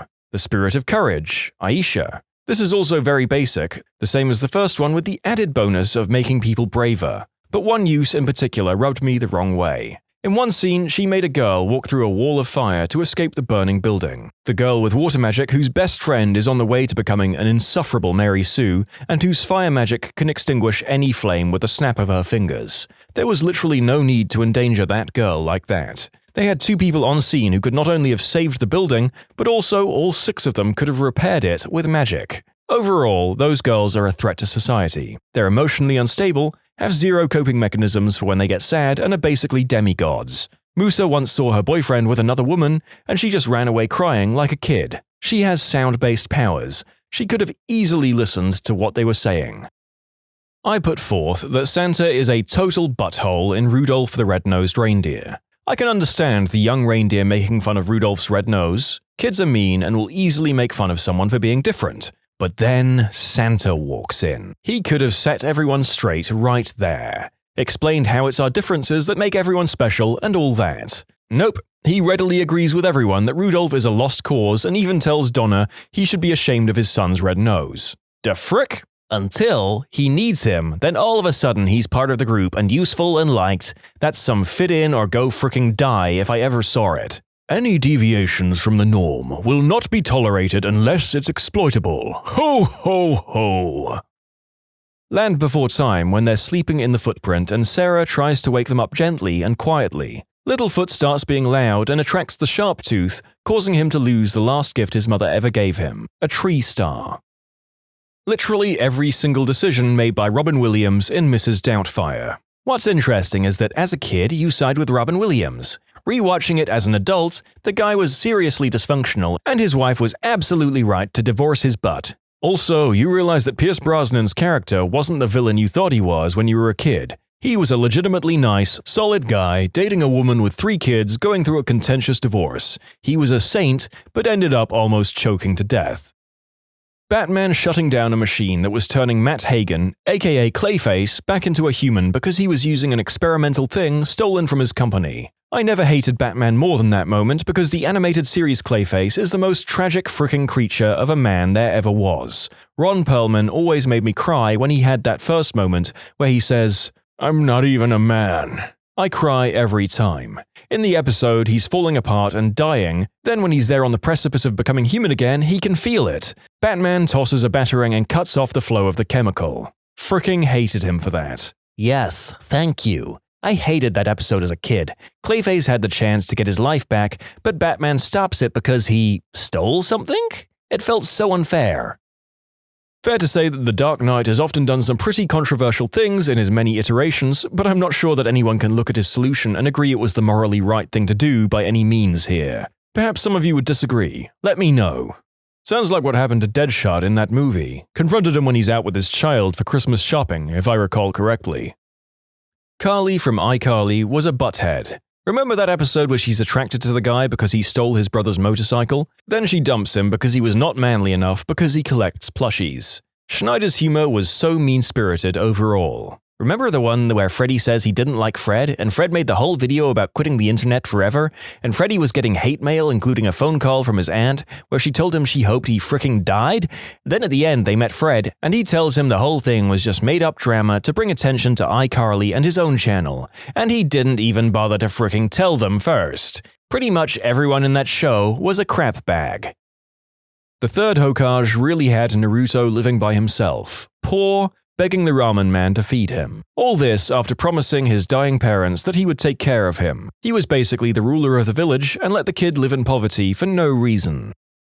Goku giving Perfect Cell a damn sensu bean right before his emotional teenage son fought him to the death, over the fate of the Earth. A couple of people have said this. Can you elaborate? Okay, so Perfect Cell is essentially a combination of all the strongest fighters on Earth. Fighters who have killed planet-destroying monsters, or a being who killed them all in an alternate timeline. Goku, in some sort of bizarre test, fought Cell and won, but didn't kill him, instead he healed him, which brought him to beyond his full strength thanks to alien biology, and made his son fight him for the fate of the planet, just to see if Earth will be okay if Goku dies. This led to his own death, giving his son PTSD, causes the end of the world in the next arc, thanks to Rival becoming evil thanks to a lack of a sparring partner whose power releases an intergalactic demon who destroys Earth. Dragon Ball is weird, I know, and makes both of his sons fatherless for the greater half of their childhood. The parents and parent trap. Let's separate our twins, take one each, and never tell our respective child that she has a sister. What the frick? Mr. Krabs drove his rival Plankton to take his own life by stalking and harassing him in a Pearl costume in the one-course meal episode of SpongeBob SquarePants. What about when SpongeBob and Mr. Krabs actively attempted to cover up what they thought was a murder? Also, didn't Bubble Buddy basically just watch a guy drown? There was some dark crap in SpongeBob. Fun fact, one of the recent SpongeBob episodes legitimately referenced Squidward trying to take his own life. Basically, Squidward and SpongeBob had to deliver a Krabby Patty to a bizarre mind-frickery land. Squidward tried to escape from the place by opening a series of doors until a jump scare of Squidward's face showed up. The UK version removed that part for some reason. Just saw an episode of Teen Titans the other day, and they spent nearly a whole episode trying to escape this witch that had mind-controlled them and was trying to eat them. When they finally trap her back in the cursed pie, it's a weird episode, they leave it outside the door of the teenage supervillain group so that they will get eaten. I can't frame this in any other way than attempted murder. Teen Titans, don't go. Not sure if it counts as a children's movie, but in Man of Steel, Superman grabs one of the Kryptonians and flies him straight into a gas station, causing a huge explosion. The gas station had multiple cars parked at the pumps. In other words, Superman, who later on cries over having to kill the villain intent on destroying his planet, straight up killed at least half a dozen people out of pure negligence and didn't bat an eye. There's a bunch of great videos on YouTube about this, but Superman is portrayed so badly in the DC movies. In the comics, he's such a nice guy. In the movies, he's an emotional robot. He sees an entire building blow up in front of him and just fricks right off. He doesn't even try to help. What the frick? I'm sure The Man of Steel doesn't count as a kids movie as well. I was just desperate to be able to comment on one of the few things that I've actually seen in this collection of stories. Yes, Clark kills a whole bunch of people, and yes, he gives about 1,000th of a frick about it as he does for killing one genocidal Kryptonian general. Hey, remember when in Spider-Man Far From Home, Tony Stark left a high schooler an advanced military drone system with no instructions on how to use it? Like that's a thing that shouldn't exist at all, but much less in the hands of a teenager. Yeah, on the bus in the first hour of the movie, doesn't he accidentally order a hit on one of his classmates? Like, it's kinda weird that in Homecoming, he didn't let Peter have access to most of the stuff in his suit, but then in Far From Home, he's just like, you know what would be a good idea? Letting a teenager have a pair of glasses that could literally order an entire fleet of deadly drones to kill an entire population of people. I mean, at least leave him a manual that he has to read before he has full control over the glasses, surely. As told by Ginger. Fricking Dodie. Rather be popular and wanted than be a good friend to Ginger. I loved As Told by Ginger growing up, and Dodie was the biggest irritant on the show by far. Any little sliver of a chance that she could become popular, she'd drop Ginger and Macy in a heartbeat, only to come crawling back when it blew up in her face. Oh, that one kid, Greg? I don't know, from Diary of a Wimpy Kid. He fricking shuns his best friend for clout, breaks his arm, throws kids in a ditch in the rain, craps on his friend's comic idea, and blames his friend for getting him fired from being a hall monitor. At the beginning of Megamind, when they were just school kids, Metro Man is literally responsible for turning Megamind to villainy by ostracizing and bullying him. It turned out okay in the end, but it's bothersome he never addressed or apologized for his behavior. Willy Wonka literally disfigured 4 kids on his factory tour. Not to mention all the slave labor. Butthole pays Oompa Loompas with cocoa beans. That's definitely below the minimum wage. In the first Harry Potter, Dumbledore gets to the end of the year when they count up all the points to see who was the best house. Gryffindor are dead last and Slytherin in first place, like literally 150 points ahead. Dumbledore announces Slytherin is the winner, but then he's like, "Hold up, I've got a couple of announcements for the final tally. Ron is good at chess, 50 points. Hermione is smart, 50 points. Harry is low-key the bravest guy I know, 100 points. Checks calculations, Gryffindor and Slytherin are tied. And Neville was able to have a direct conversation. 5 points. Gryffindor wins! The little girl who lets out all of the dinosaurs at the end of what I think is the second Jurassic World movie. The dinosaurs are about to be gassed to death or something, and they make a moral decision to let them out, since they have a right to live and survive. So the little girl lets them loose, and almost immediately, the dinosaurs are released and kill a bunch of the villains in the movie. We're supposed to cheer, as the audience I guess, that the villains are finally getting their comeuppance, but I mean these dinosaurs aren't sentient or moral like humans. They weren't killing bad people, they were just killing people, and the good guys unleashed human-murdering dinosaurs on the planet. Like, no crap. Within just a few short moments, people died when they let them out of their cages. Harry Potter being left to a known abusive family by a society of wizards has to be high up there. Actually, the whole of Hogwarts is pretty fricked up. They're so irresponsible. They literally teach kids how to basically make Rohypnol. And they sent Harry and his crew into a literal death forest where a powerful unicorn-killing wizard was hiding. Part of why I love/hate Umbridge so much, it's super effective when the lady comes along whose punishments are so fricked up, even by wizard standards. Umbridge is just such a perfect microcosm of petty, official tyranny. We've all met Umbridge in one guise or another, and the hatred people like that stir up in almost everyone is distilled into her character. She's like the platonic form of the parking warden who delights in seeing someone's car towed away. The bureaucrat who barely suppresses a giggle as your dream house has its planning denied. The port official who politely but gleefully informs you that at his say-so you won't be allowed to board the ferry to go on holiday because of a slight paperwork mistake. She's Orwell's proverbial boot stamping on a human face forever. She's the Vogons if someone made a serious take on the concept. She's the personification of the system triumphing over the individual. She's the meat grinder from another brick-in-the-wall video that homogenizes children into a uniform paste. Umbridge absolutely nails that whole archetype, and the fact that she's so memorable is because we've all met her. I dare say Umbridge is Rowling's greatest character, for the sheer hatred she instills in absolutely everyone.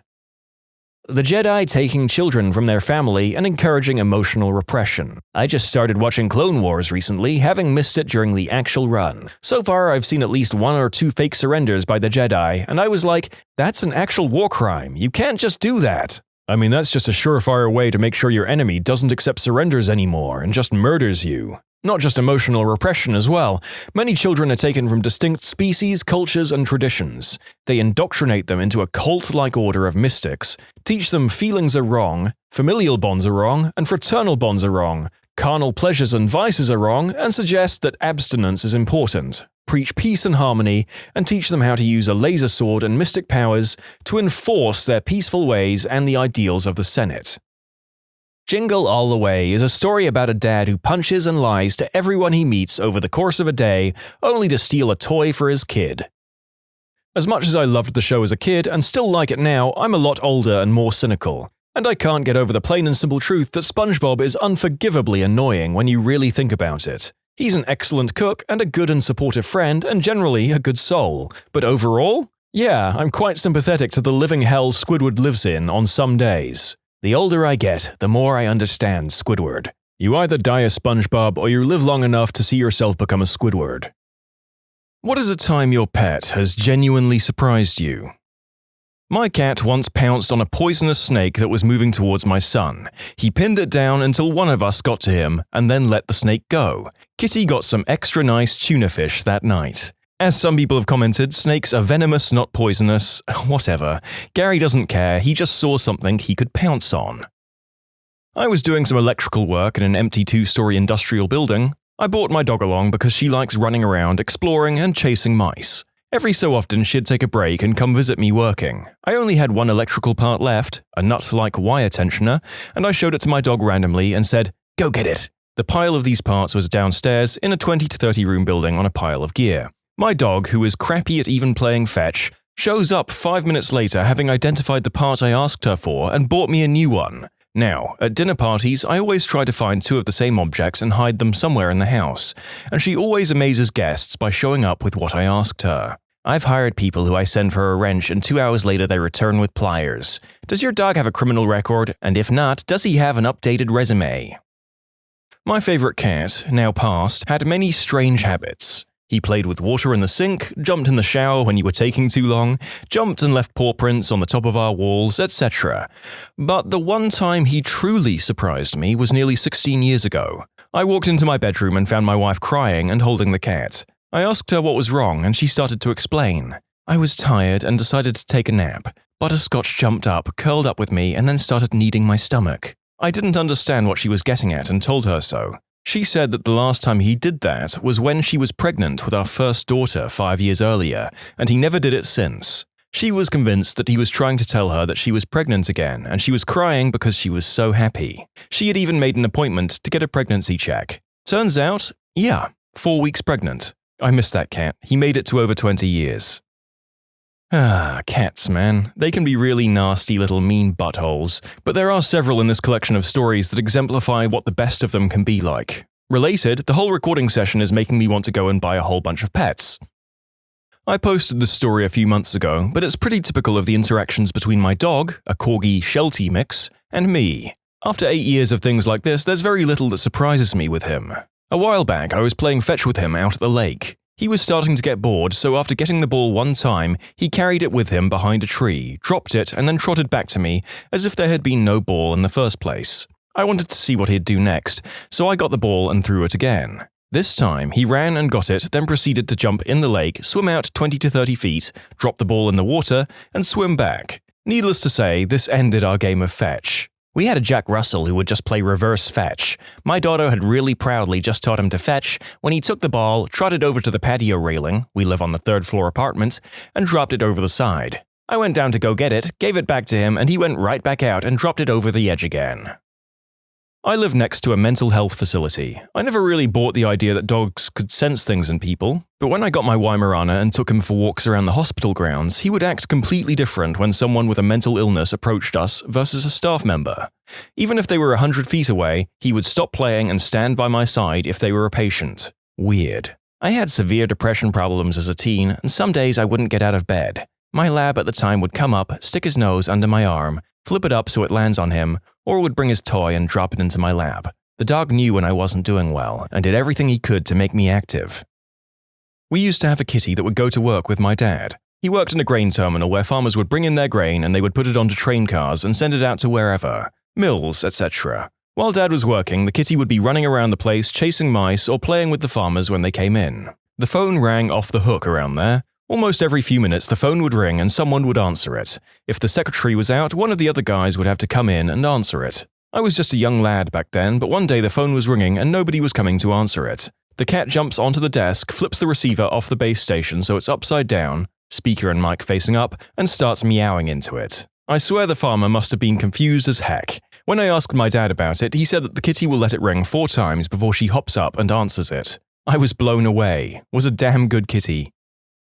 I had a male cat named Stinky. In all the time I had him, approximately 5 years, he had never slept in the bed with my wife and me. I go on a business trip once, and the first day I'm gone, my wife is laying in bed reading, and Stinky actually jumps on the bed with her, and this is crucial, in the spot where I usually sleep. My wife is surprised, but keeps on reading. Stinky proceeds to roll onto his back and extend his wiener, making sure that the wife sees it. In conclusion, my cat waited for me to go out into town and try to seduce my wife. I think he owes you a dead bird for that one.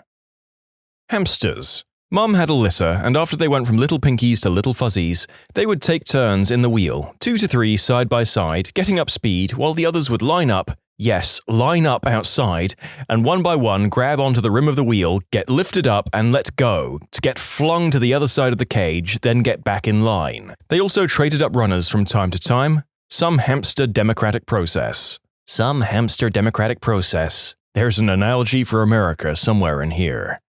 Hamsters are funny little weirdos as is, and the prospect of a flying hamster circus only makes them seem cuter. Bless.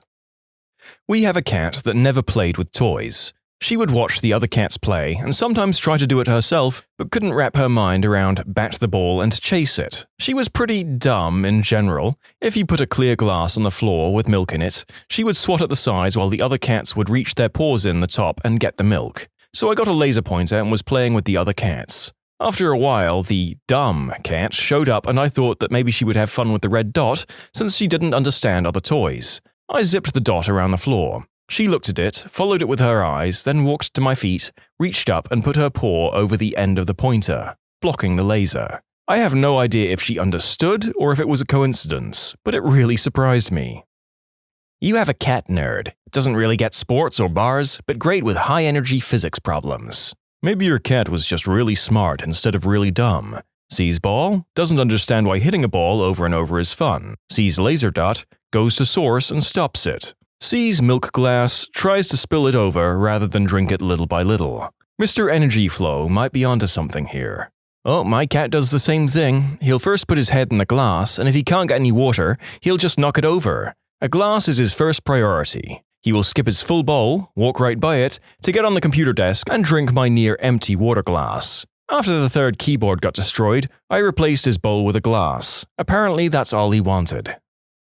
One of my cats kept meowing. I checked her food bowl, water bowl, litter box, and general health, and nothing seemed out of the ordinary. I gave her plenty of attention and playtime and went back to working on some homework. She continued meowing. Finally, I threw my arms up and to the side in frustration and said, "What do you want?" She looked me dead in the eye, raised her paws in the exact same exasperated way I had my arms raised. She was literally standing upright on 2 legs, holding out her paws like I had my arms, and made her best attempt to copy my speech by saying, "Meow," before scuttling away. I was speechless and stunned for a good minute and relatively freaked out. I'd never had a cat mimic my behavior before. She's never done it again, despite my attempts to encourage it.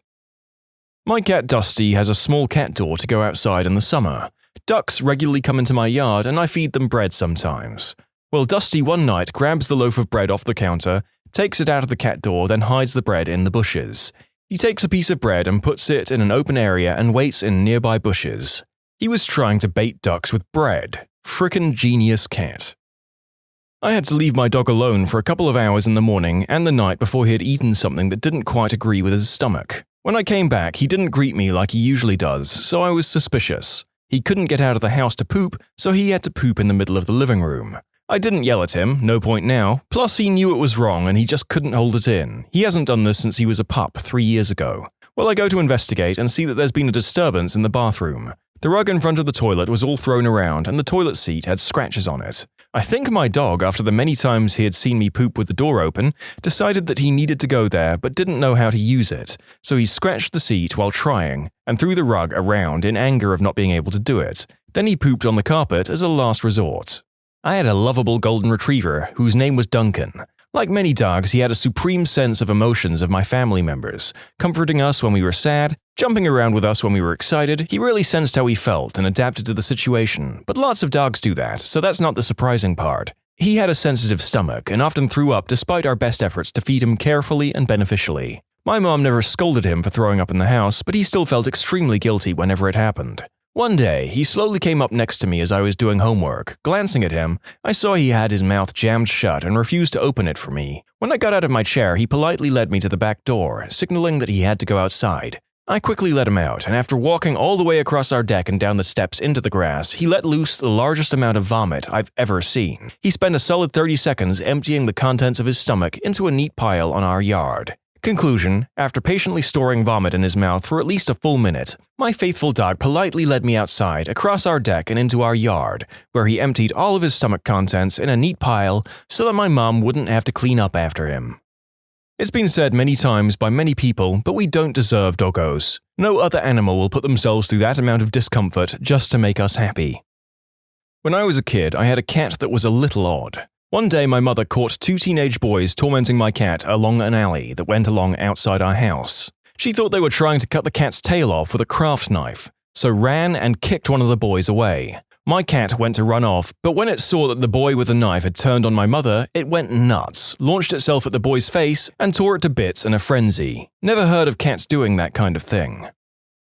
I got my cat in college. He was very young when I got him, and I was pretty much the only human he interacted with, so he was very attached to me. He loved to snuggle and purr and was never a biter. Anyway, I happened to have an eating disorder at the time, and I would weigh myself several times a day. The weight would not be what I wanted, and I would get upset. After a few weeks of having the cat, I went to go step on the scale. As I tried to step on it, the cat launched himself across the bed, tackled my calf, and bit down very hard. He never did things like that. After that episode, he proceeded to bite and scratch me whenever I went for the scale. Apparently, his cat logic was, human girl steps on box, gets sad, and cries.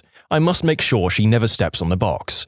Funny thing is, this actually helped me get treatment for the problem. I was like, crap, even my cat knows I have a big problem here. I should get help. Anyway, today I'm happy and healthy. Thanks to the best cat ever. 6 years ago, one of our 2 cats died, and my sister insisted that we cremate it and keep it in an urn.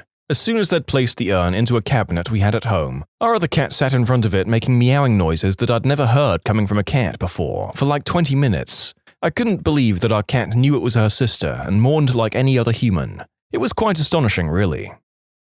When I was in high school, my family and I went to the feed store to get some supplies for our lawn and gardens. While there, we saw a brown bunny that someone had dropped off to sell. I begged and begged my dad for this rabbit. He said no. I came home a day or 2 later, and there is the rabbit sitting in its cage on our coffee table. Apparently my dad broke down and bought him. He was a great rabbit and very unusual in the fact that he thought he was a dog, always running around your feet when you came home. He would sit on the couch with my dad and eat ginger snaps and drink coffee with him. He always knew when you were sick. On the couch, he would jump up and just rest on your chest. We had him for 10 years and he died this past spring. My dad trained guard dogs in Vietnam and I have never seen him cry, not even at his own mother's funeral. But I'll be damned if that rabbit didn't affect my dad in such a way that he cried and said he lost a best friend. I was laying on my couch and wanted to turn the light off, but the switch was on the other side of the room. Within 10 seconds of me thinking that I wanted the light off, I crap you not, my cat comes flying out of nowhere, jumps and flicks the switch off. It was the craziest freaking thing, and to this day I wish someone had witnessed that with me. It was amazing. My cat is amazing. You know how outdoor cats will sometimes bring you presents like dead birds and mice? Well, our outdoor kitty brought us a ham and cheese sandwich. I have no idea where he found it. We had a golden retriever that thrived on escaping. Whenever the door was even a bit ajar, he'd take off and have day-long excursions, only to come back hours later with a huge grin on his face, and usually filthy from adventuring in the surrounding creeks and woodlands. If you ran after him, he'd troll the crap out of you and play chase games for up to an hour before letting you put the leash back on. If you happened to find him while you were driving, he'd readily jump in the car with you. No hassle. One morning as my parents were getting ready for work, the dog bolted. They both had meetings to get to and would only be gone for a few hours, and we knew he'd be back in the afternoon, so they left. When we came back, we circled the neighborhood looking for him and found him taking center point in the street with a pack of 5 other neighborhood dogs traipsing after him. Fricker had formed a gang and he was the gosh darned alpha. We pull up and scream for him to get in the car, which he readily does with a huge grin on his face as he slobbers and licks everyone. Business clothes be damned. Then, we take the long way around the neighborhood to get back to our house. By the time we do, all 5 of the dogs we just saw with him were waiting for him obediently in our driveway. We shooed them away. Later we found out from the neighbors that our dog had run from yard to yard and freed the fenced-in dogs by nosing up the latches. Once this started, other neighbors had been warning each other of the mass exodus by telephone, but our dog was too fast. People then had to replace the latches with locks since our dog had taught the others how to jailbreak.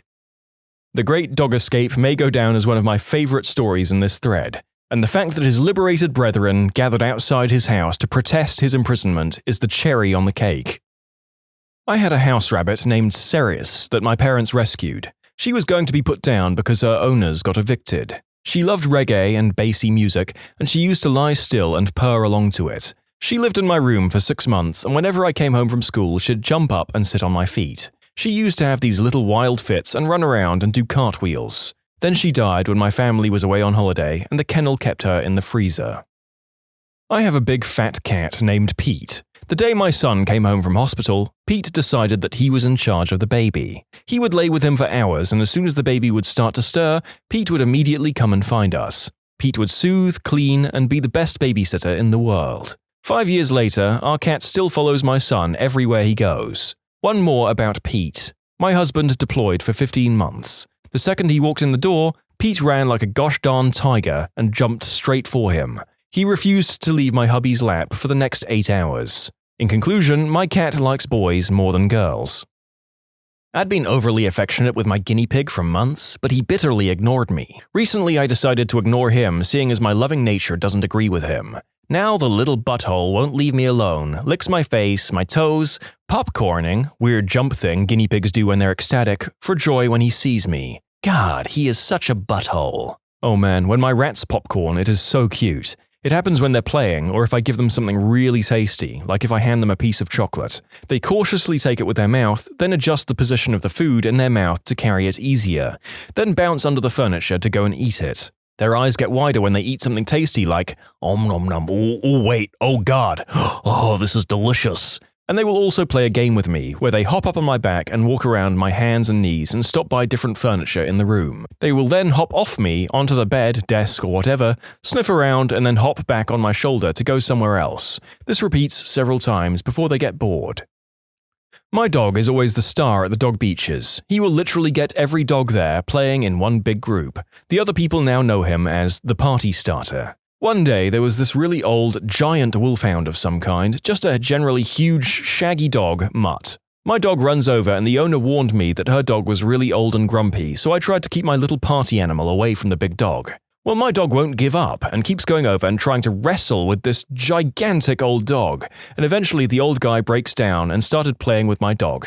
I'm all laughing because this huge dog is literally putting my whole tiny dog in his mouth, and they're generally just wrestling away and having the best time. And I look up and the other dog's owner is crying. "What's wrong?" I ask. "My dog has cancer and is getting put down shortly, and this is the happiest I've seen her in months." While all the other dogs were staying away from the big grump, my dog just rolls up to give this old-timer one last tussle in the sand. It was truthfully one of the most amazing moments I've ever been a part of. It's something so simple, but I went outside with my girlfriend and saw one of my cats across the street that was excited to see us. He decided to make his way over to us, and since we lived on a big and busy street, I nervously watched as he approached the curb, but to my amazement, he turned his head to the left, then checked to his right, and happily pranced across the street. That little butthole just looked both ways before crossing. It was small, but it surprised me. My yellow lab would get offended at you if you talked crap about him or scolded him unjustly. Then you had to apologize to him to get him to quit sulking. As in, you actually had to go up to him and say, "I'm sorry, Tucker," and pet him, or he would refuse to look at you. My dad would never apologize to the dog, so the dog would stay mad at him for days. It was hilarious. Once when I was a kid, I was sitting on my bed reading a book. My cat was in the room and I had the door closed. The cat decided she wanted to get out of the room and started standing by the door and meowing to get my attention. I wanted to finish the chapter of the book off, so I just ignored her. She decided that wasn't good enough, so she jumped on the dresser right next to the door and immediately pushed a cup full of spare change off the dresser. She then stood stock still and stared at me. When I didn't get up and let her out, she pushed my watch off the dresser and stared at me again. She was basically saying to me, "I know this bothers you, and I'm going to keep knocking your crap on the ground until you open the door." My dog ejected a Celine Dion CD from the player whenever the fourth track came on. For the life of me, I can't remember the song, but when we discovered this, we had to see if it was an accident. For science! And by the third try, she gave us this look like we were torturing her. And it was Celine, so probably. My first dog was a psychotic Jack Russell by the name of Foxy. Foxy hated being indoors and would rather drag his bed to our garden to sit in the lawn, surrounded by 6-foot fences. One day, a cat wandered along the top of the fence and the dog saw it. God only knows how, but he jumped to the top of the fence and headbutted the cat off it. That dog was a nutter. People who've had a creepy feeling about someone come true, what happened? Not me, but my cousin. She was on an overnight Greyhound bus and a man got on and many of the seats were full. He walked towards the open seat next to her and looked as if he was going to sit there, and my cousin says, "You can't sit here." Usually a very open and friendly person, she kind of thought to herself, "Wow, I really came off as a B-word there." But she had a bad feeling about him.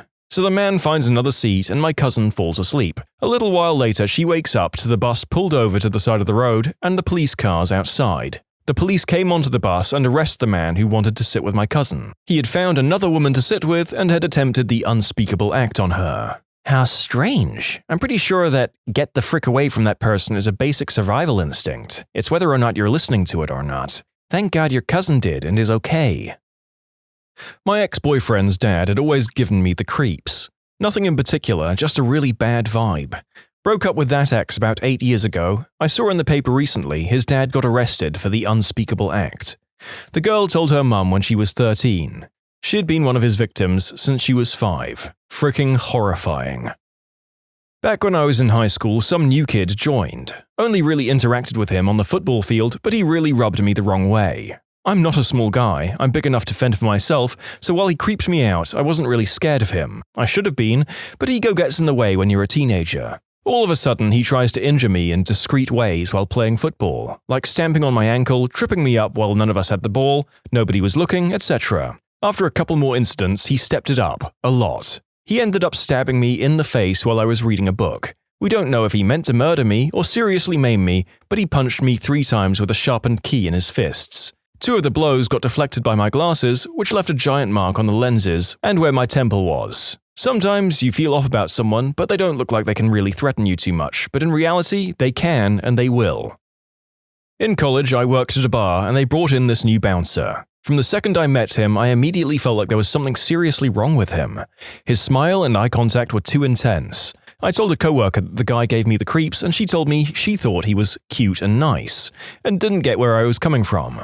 A quick Google search pulled up his mugshot and articles about how he was watching his college roommate's dog one weekend and horribly attacked and maimed it. He burnt this poor dog and poured bleach on her. She thankfully survived and he was arrested. The article talked about how he was laughing at the police arresting him, saying he knows he won't get in any trouble. He was fired and told to never come back once management found out.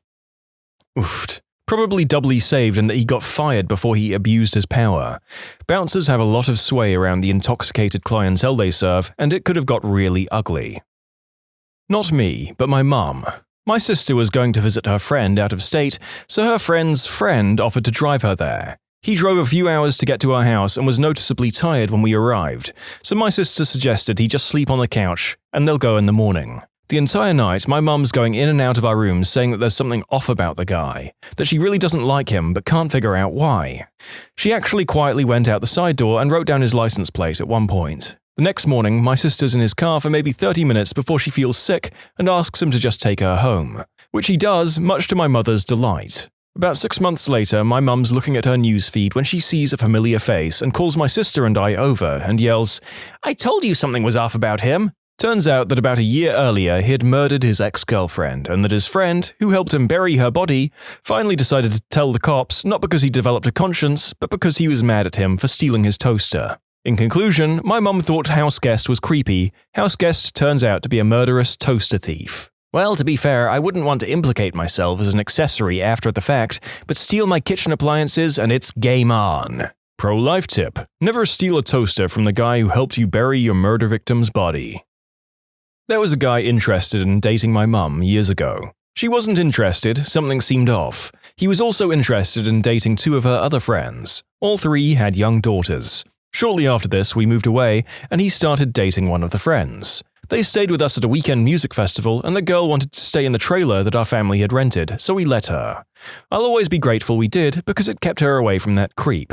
We found out he was abusing her shortly before we'd heard that he'd died in a car accident. Good riddance. Guys like that are the main reason I have no interest in dating right now. My daughter is 11, and I'm okay with being single for a few more years. I prefer that to unknowingly bringing a monster into the house. Honestly, having 2 stepdads who were awful to me, I thank you. I'm not a single mother, but I wish mine would have been okay with just the 2 of us for a while, because I always felt like she needed a man around and chose 2 scumbags, one who she knew since she was 16. My brother is 9, and I tell her that if she wants to get married again, I can take my brother to live with me, and I will be single.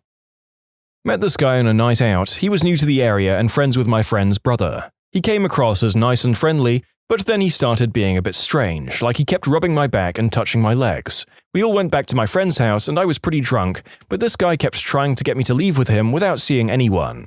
I told everyone something was weird about him. Turns out he'd been charged with doing the unspeakable act against a 10-year-old, and that's why he'd left his previous city. He'd crept on a 13-year-old a few weeks before he met me, and the police found out he was in possession of a lot of adult material containing children. My mum and I were in a cafe and she had her handbag down by her feet. This couple comes in and sits at the table behind us, and he attracted my attention because he kept poking his girlfriend, telling her how to sit, and just, the hairs on my neck went up. I hate that controlling bullcrap. So he's in my periphery, and this guy won't sit still when my mum says, "Hey, where's my bag?" She finds it a second later, moved and open. She reached in to get her purse and said, "My card is gone." So the couple behind had stood and were walking at speed toward the door. I didn't even hesitate. "Stop that man!" Because I figured I could apologize later if I was wrong. One of the waitresses was right by the door and she followed him out the door, at which point the guy dropped my mum's card, mumbled something about having found it, and then ran for it. I guess if he hadn't been such a butt to his girlfriend, I probably wouldn't have noticed. He was a friend of mine, nicest guy you could ever meet. He would go out of his way to do things for people. Something about him always gave me the slightest weird feeling though. We messaged at least once a day, and then all of a sudden I didn't hear from him for 2 weeks. Turns out he was busted in a Craigslist sting for soliciting a minor for more adult acts. Hey, I don't know if anyone will see this, but around middle school I started getting creeped out by my father. He wouldn't even do anything you could point to and say, "That, right there, that's it." But you just got the feeling he was like a spider, watching and waiting, something lurking and dangerous. He began running a group called Scam the Scammers, where they'd make scammers do ridiculous things. It was all in good fun, because they deserved it. Humiliating, sometimes painful things. Teachers wouldn't call home to discuss anything we did, positive or negative. There were notes in my file to only discuss things with my mother, no matter what. He started becoming obsessed with conspiracy theories. Obama was a Kenyan Muslim, my mother was cheating on him with a woman and 3 men, all sorts of things. You got the feeling something was wearing my father as a skin suit. That's the best way I can describe it. Turns out he has an inoperable brain tumor. He's permanently changed. My father is alive, but he's no longer my dad. Oof. I mean, I'm all for some lightweight scammer scamming if it doesn't hurt people, but yeah, this case it was just the act of a deeply unwell man. This is tragic. Went to school with this guy since about 4th grade. He was a bully and made sure I knew that I wasn't liked, as he used an old doll and named it after me and beat it up with his friends. He always had a weird, creepy vibe, which got worse in high school. He and his friends were actually a lot nicer to me in high school, but I stayed away as much as I could as he made me uncomfortable. About a year after we graduated, he was arrested for following an underage girl and for grabbing her near her school when she was on lunch break. His friends have since cut off contact. Not sure what's happened to him, but he always creeped me out. When I was trying to get my mental health back on track, I went to see this psychiatrist who just gave me a super creepy vibe the minute I saw him, but was such a good psychiatrist I decided to ignore it. My gut feeling was correct when about 4 to 5 months into seeing him, he was arrested for having 10,000 plus unsolicited photos of patients' feet or them sitting on his couch that I've sat on. It sucks opening up to someone so much and having something like this happen, especially in his line of work. I had a doctor do the same. Different specialty, different kinds of pics. I'm currently awaiting trial. I know how you feel. It's so much more heinous to use a position of trust to gain access to people just to take advantage of them. Got a bad vibe from the dad across the street when I was a kid. Military guy who always seemed to be on a power trip. His oldest son and I went to the same school and would occasionally carpool. One day it was his dad's turn to drive us, his son stayed home sick, but he offered to drive me all the same. Thankfully, it wasn't a long ride, but the entire time he talked about his beat-up Camaro. Definitely creeped me out. Fast forward a couple of years, his wife threw him out one morning. Turns out he'd been beating the crap out of her for a while. One morning while hitting her again, he stepped on their 1-year-old baby who was crawling on the floor and broke the kid's arm. Never saw him again after that. It's like my worst nightmare to step on a baby or even a cat or dog. Or close a door by accident on a cat sneaking through behind you like they do. I was just thinking yesterday that stuff like this must happen fairly often even from good people that just make one wrong step. You could easily kill a kid, cat, or dog by slipping and falling wrong on them. The world is too dangerous. Time to go back to bed. I worked in fast food restaurants from 14 to 16. The lovely old couple sold it to a younger couple and I got the creeps around the husband from day one. Tried to ignore it, just got on with work, but the first time we were working just the two of us, he followed me into a walk-in freezer and grabbed me. I learned to pay attention to my radar after that. There was this guy that one of my friends at church was dating at the time. I really just felt something dark when I was around him. They eventually married but divorced later on. It turns out that feeling was because this guy is a legit serial killer. Initially, he confessed to I think 3 murders. The police now believe he's responsible for at least 10 within 200 miles of our small town. There was a kid who always weirded me out in school. Nothing major, but he looked at girls too long, and never when they looked at him.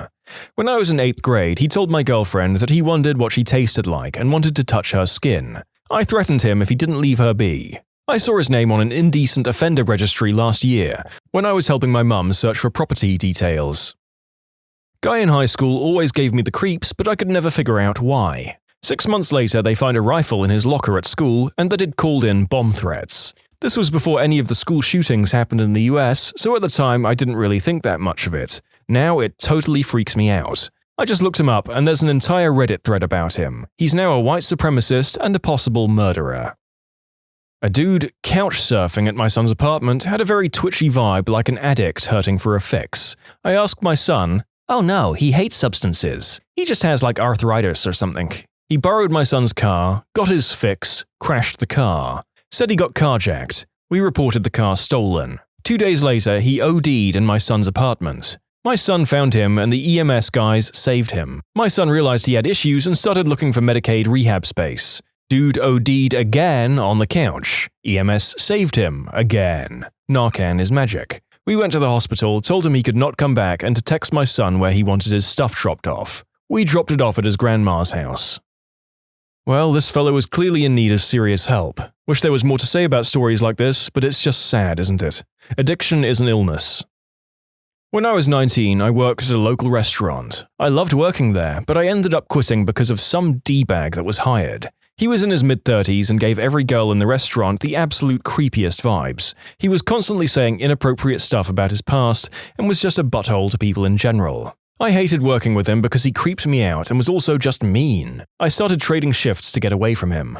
One day a night shift manager was fired and our boss put creepy guy in a temporary manager position. I immediately went to our boss and told him I was uncomfortable with the idea and explained how creepy he was. My boss leveled with me and said the D-bag had no actual manager power and was just temporary until he found someone else. He was just there to run shifts. My boss arranged it so my schedule never crossed over with the creep. One day a coworker of mine got sick and I was asked to cover her shift. I get there and creep is managing. I thought I could deal with one night, but a friend of mine called the store sobbing. She had tried to call my cell around 100 times, but it was in my purse. She was crying hysterically and told me she'd been a victim of the unspeakable act and didn't know what to do or where to go, but that she was horrified and too scared to leave. I told my friend I'd be right there and told D-bag that I had an emergency and would be leaving. It was a slow night and I wasn't needed anyway, but he freaked out and tried to physically stop me, demanding to know my emergency. I tried to sidestep it, but eventually told him what had happened to my friend. He burst out laughing in my face and told me that was hilarious and not an excuse to leave. I told him to go to hell and shoved past him. He told me I couldn't leave and I said, "Watch me." I went outside and burst into tears and called my boss and told him I quit after explaining what had happened. A few months later, I was working at my new job and a former coworker came in and said they had some news for me. Apparently 2 police officers showed up at my old workplace and served papers to D-bag. He had been stalking a girl for the last 5 years, and it had started when she was 14 or 15. He had finally committed the unspeakable act against her. In conclusion, creep gets hired at work, laughs about the unspeakable act, I hate him, and I quit. He gets charged with the stalking and unspeakable act against a teenage girl. I always had a weird feeling about my stepdad. He always made me uncomfortable, and I always felt like he was watching me. He would make comments about my body and my wardrobe, causing me to feel insecure and watch what I wore around him.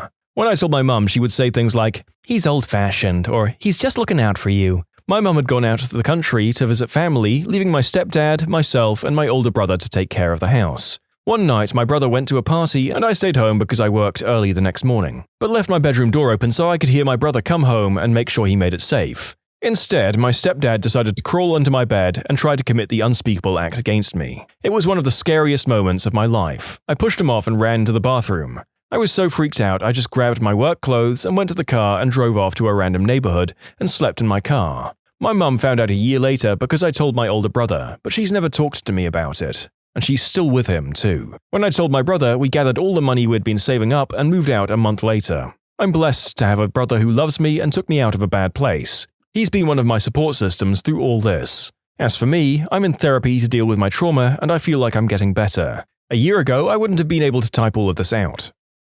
I worked for a call center a few years ago and there was a guy that sat at the desk across from me. He was about 40 to 50 and was not married. I'm young enough to be his daughter. He would do anything to talk to me. Come by my desk, run into me in the break room, get in the elevator with me. It was excessive but never threatening at first. He started to say inappropriate things about my outfits. I never wore anything overly provocative, but I figured he was just an awkward dude that did not know how to flirt. I just brushed him off time and time again, but something was definitely off about him. At one point, the secretary came up to me and asked if he was bothering me, and I told her what had been happening. Turns out he did this with only blonde women at the office. He was notorious for creeping them out. It started small, but then he would slowly transition into propositioning them for adult fun times and offering to pay for it.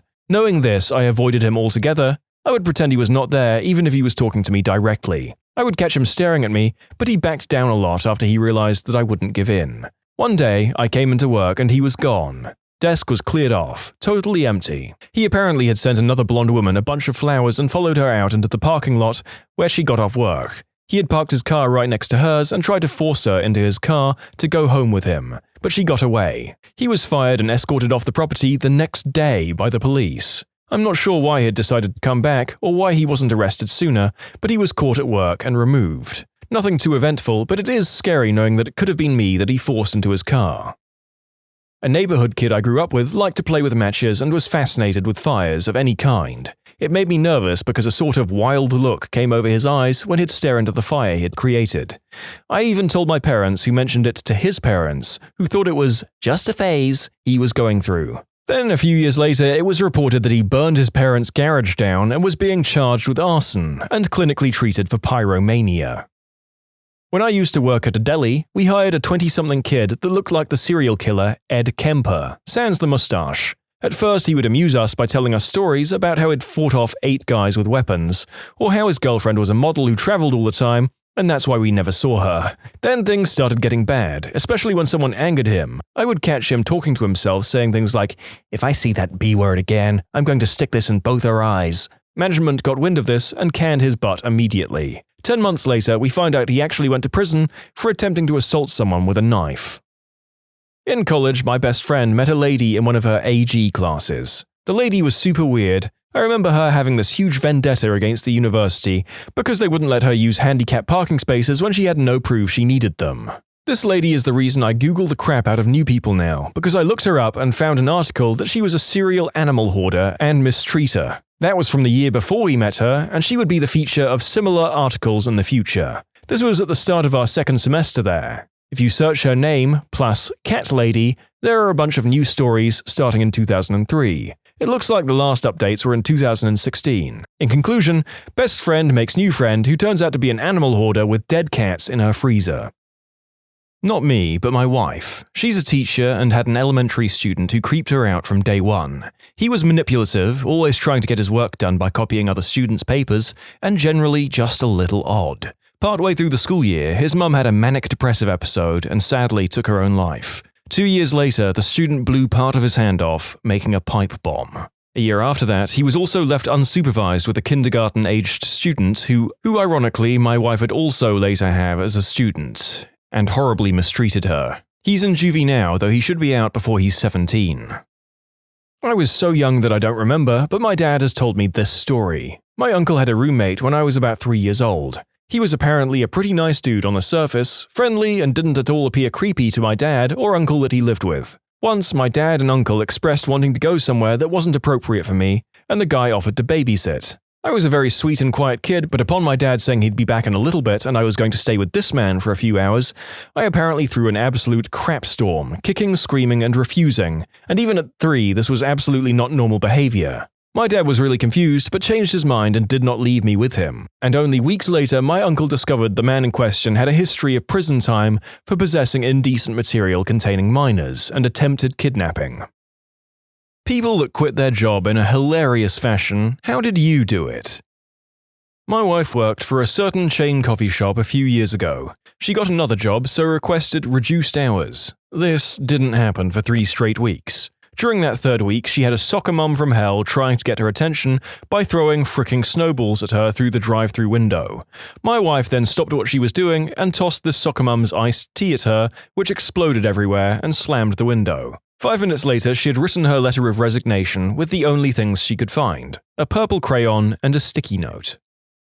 I used to work at a place that rhymes with Pizza Hut, and the managers there were real cheapskates. There was this nice old man that would come in every Sunday and order a triple extra cheese pizza, and while they charged him for 3 times the cheese, they would forbid us from ever actually putting that much cheese on a pizza because apparently cheese in the pizza selling world is akin to gold. So instead of 3 times extra cheese, he would really be getting what the instructions would qualify as barely enough for a regular cheese pizza. On the day my 2 weeks' notice ended, the old guy just happened to be my last order, so I went into the walk-in and grabbed an entire box of cheese and proceeded to dump the entire thing onto his pizza, and tossed it into the oven. It was stacked so high that it couldn't even fit into it and half of it was scraped off. Anyway, the look on the old guy's face when he saw me do this made it all worth it. Imagine pure excitement. Needless to say, I didn't put the correct phone number down for future job references. That poor guy probably ordered double cheese and then thought, well crap, this isn't enough either, and went with triple, only to be given the same amount anyway. Worked in pizza place for 5 years. Cheese is definitely the gold of that world. It's the most expensive thing on the pizza. Dough and sauce cost almost nothing. As a home pizza enthusiast, this is definitely true. Especially when you get deep into the hobby, you will spend a damn fortune on that edible gold. Worked as a teller at a bank for a few years. GM and supervisor were both kind of crappy in their own ways. My buddy there was also a teller who felt similarly and wanted to get out. We started applying in places and both got interviews at the same company. As luck would have it, we both got hired and phone calls about 10 minutes apart. There was only one other teller aside from us, and when it got busy, supervisor usually had to jump in as well, and usually hated it. It felt like we were constantly short-staffed, and days when one person would call out sick or be on vacation would suck. Being down 2 people was the worst. Naturally, when we both got hired, it became a race to see who could turn in their 2 weeks' notice first. He printed his off and raced into the GM's office, walking out with a big smile. GM calls me in and offers me full-time hours after I had been requesting them for months. I jumped in saying, "Let me stop you right there. I'm also turning in my 2 weeks' notice." Remembering that look of disbelief will make me smile every time. A solid professional FU is just as enjoyable to me as going out with a bang. Wrote a normal letter of resignation before I got in the shower one morning. No big deal, got into the office and was straight ignored by management. Oh well, told you when my last day was. Fast forward 3 days, they pull me into a conference room to ask what it would take to keep me. I say, nothing, but don't want to ruin them. Sole IT manager for a staff of 70, and would be willing to consult part-time. They liked that idea and said they'd be willing to pay me my current hourly as a consultant. I was prepared for this and told them that that wasn't what I said. I said I would consult and my consulting rate was $200 an hour. They were flabbergasted and insulted. I was making about $18 an hour as a salary. They thought it was insane even though they'd pay a consulting firm $600 an hour when I was on vacation. Needless to say, having planned to quit, it was no skin off my back and laughed about it. They didn't take kindly to me laughing about their anger and told me to pack my crap. I did so, got an extra 10 days vacation paid out of it. 1992. I was 19 and working at the most pissant radio studio imaginable, AM Country Gold. The notoriously cheap, abusive and dishonest owner, a fella named Wes, had just screwed me out of a promised bonus. It was the latest in a long line of dishonest acts and I'd had enough. The rest of the sales team was afraid to stand up to Wes, and he screamed abuse at them constantly. Except the lone woman, who he was constantly a creep to. They were all in their 30s and 40s, working the same garbage job I was, but desperately needed it. I didn't. So I engaged in a very public shouting match with Wes in the lobby, saying all the things everyone there had always wanted to say. Then I swept the contents of the front desk onto the floor and stormed out. Instead of leaving, I went around the side of the building to a payphone and called the radio station request line. In a fake southern accent, I said, "Hey y'all, I just told my cheap, no-good, lying piece of human garbage boss to go to hell. Play me out with, 'Take this job and shove it,' and dedicate it to my former boss, Wes." The disc jockey had no idea what had just happened in the lobby, or that my Wes was the Wes, so he enthusiastically played my recorded dedication and added, "This one is for you, Wes. Choke on it, you sack of crap." The building had speakers inside and out, constantly playing the radio feed, so I got to hear Wes get clowned by his own radio studio before driving off into the sunset. Someone at my previous workplace, a huge grocery store in a large mall, went to the PA system we use to issue messages to the whole mall and said something along the lines of, "Dear customers, managers and co-workers, I fricking quit," and then proceeded to leave. Someone did this at the Walmart I worked at. Customer busybodies complained because of the curse word. The manager just asked, "What do you want me to do? He already quit." "I'm sorry, ma'am, but there's really nothing I can do. As you already heard yourself, he frickin' quit." I wrote a respectful letter thanking them for the opportunity and all they've taught me. The first letter of every sentence spelled out F-U-C-K, boss's name. Nobody noticed. I knew someone who worked in a really crappy call center. His boss never had time for anyone. When he went to tell his boss that he was leaving, the boss waved him out of the room as he was on call. So he wrote, "I quit" on a post-it note, stuck it on the boss's screen, and just walked out. I did this when I worked at Kaufman's. I went up to HR to give my 2 weeks notice, GTFO, but before I could even get a word out, the HR lady flapped her hand at me and told me to come back in an hour because she was going on lunch. So I wrote, "I quit" on a piece of paper, signed and dated it, and left it on her desk. She called me later to let me know that since I didn't give 2 weeks notice, I would never be eligible to work for Kaufman's or Macy's ever again. I told her I'd just have to live with that. I do love it when people threaten to cut off a tie that I have clearly just severed myself. Bad jobs, bad exes, crappy ex-friends. I don't care if you never want to talk to me again. That was actually the point. I used to work for my father. It was probably the worst time of my life. He treated me like absolute crap, paid me very poorly, and made me work 70+ hours a week. I was young, just out of high school, and I complained about my predicament a lot. His response was always, "If you don't like it, there's the door." 6 months before I quit, he made me run his night shift, which meant 6 p.m. through 6:30 a.m. Monday through Saturday. I was very unhappy about this, so I applied for another job. I got it and went to my father's office with a list of demands. He responded with his usual reply, so I said, "Alright, I've gotten a job offer somewhere else. Frick you, I quit." The look on his face was priceless. He truly believed that because I had an amazing job security, that I'd be willing to put up with anything and that I'd stay there for my entire career. In one short, sweet instant, I proved to him that this was not the case, and he lost his most valuable employee. The icing on the cake was the fact that the job that I left him for is at the company that manufactures the very machinery and software he relies on in business. So anytime something goes wrong in his factory, he has to call me to fix it for him. So, how are family events these days? Honestly, they're much better than they used to be. I hated working for him so much and wasted some of my best years slaving away for him without so much as a thank you. I never actually talked to him when I worked for him. I'd have formal discussions when I had to for work, but outside of work I literally never saw him. Now I don't really have any issues with him at all. First job when I was 15 for a discount clothing brand store. Head manager was the aunt for our store manager, who was 19. Our store manager did nothing most of the time and used to chat to her boyfriend and friends quite loudly on the store phone, much to the annoyance of everybody. One night, it's come closing, we're grabbing our coats and getting ready to leave after a really busy day, and the store manager storms in, telling us how she's lowered the shutters and won't let us leave until we've helped her finish the one job she had all day to do, cause her aunt is doing a surprise inspection in the morning. Everyone is teed off, especially the people who've had to watch her do literally nothing all day. She turns spiteful, threatening to delay our pays, dock our wages, etc. All bullcrap. For one woman, it was the last straw. She had a kid to pick up from a club, so she waited till she left us alone to work, walked up to the shutters, pulled them up manually by hand, and all of us crawled out to freedom. We left her a note saying, "Good luck explaining to your aunt why 4 people just quit." During my exit interview, I told HR the real reason I was leaving was due to the quality of the office chairs. I said they were an eyesore, uncomfortable, and made me ashamed to come to work and resulted in subpar job satisfaction. 2 weeks later, I was told by previous co-workers everyone got brand new, top-of-the-line office chairs.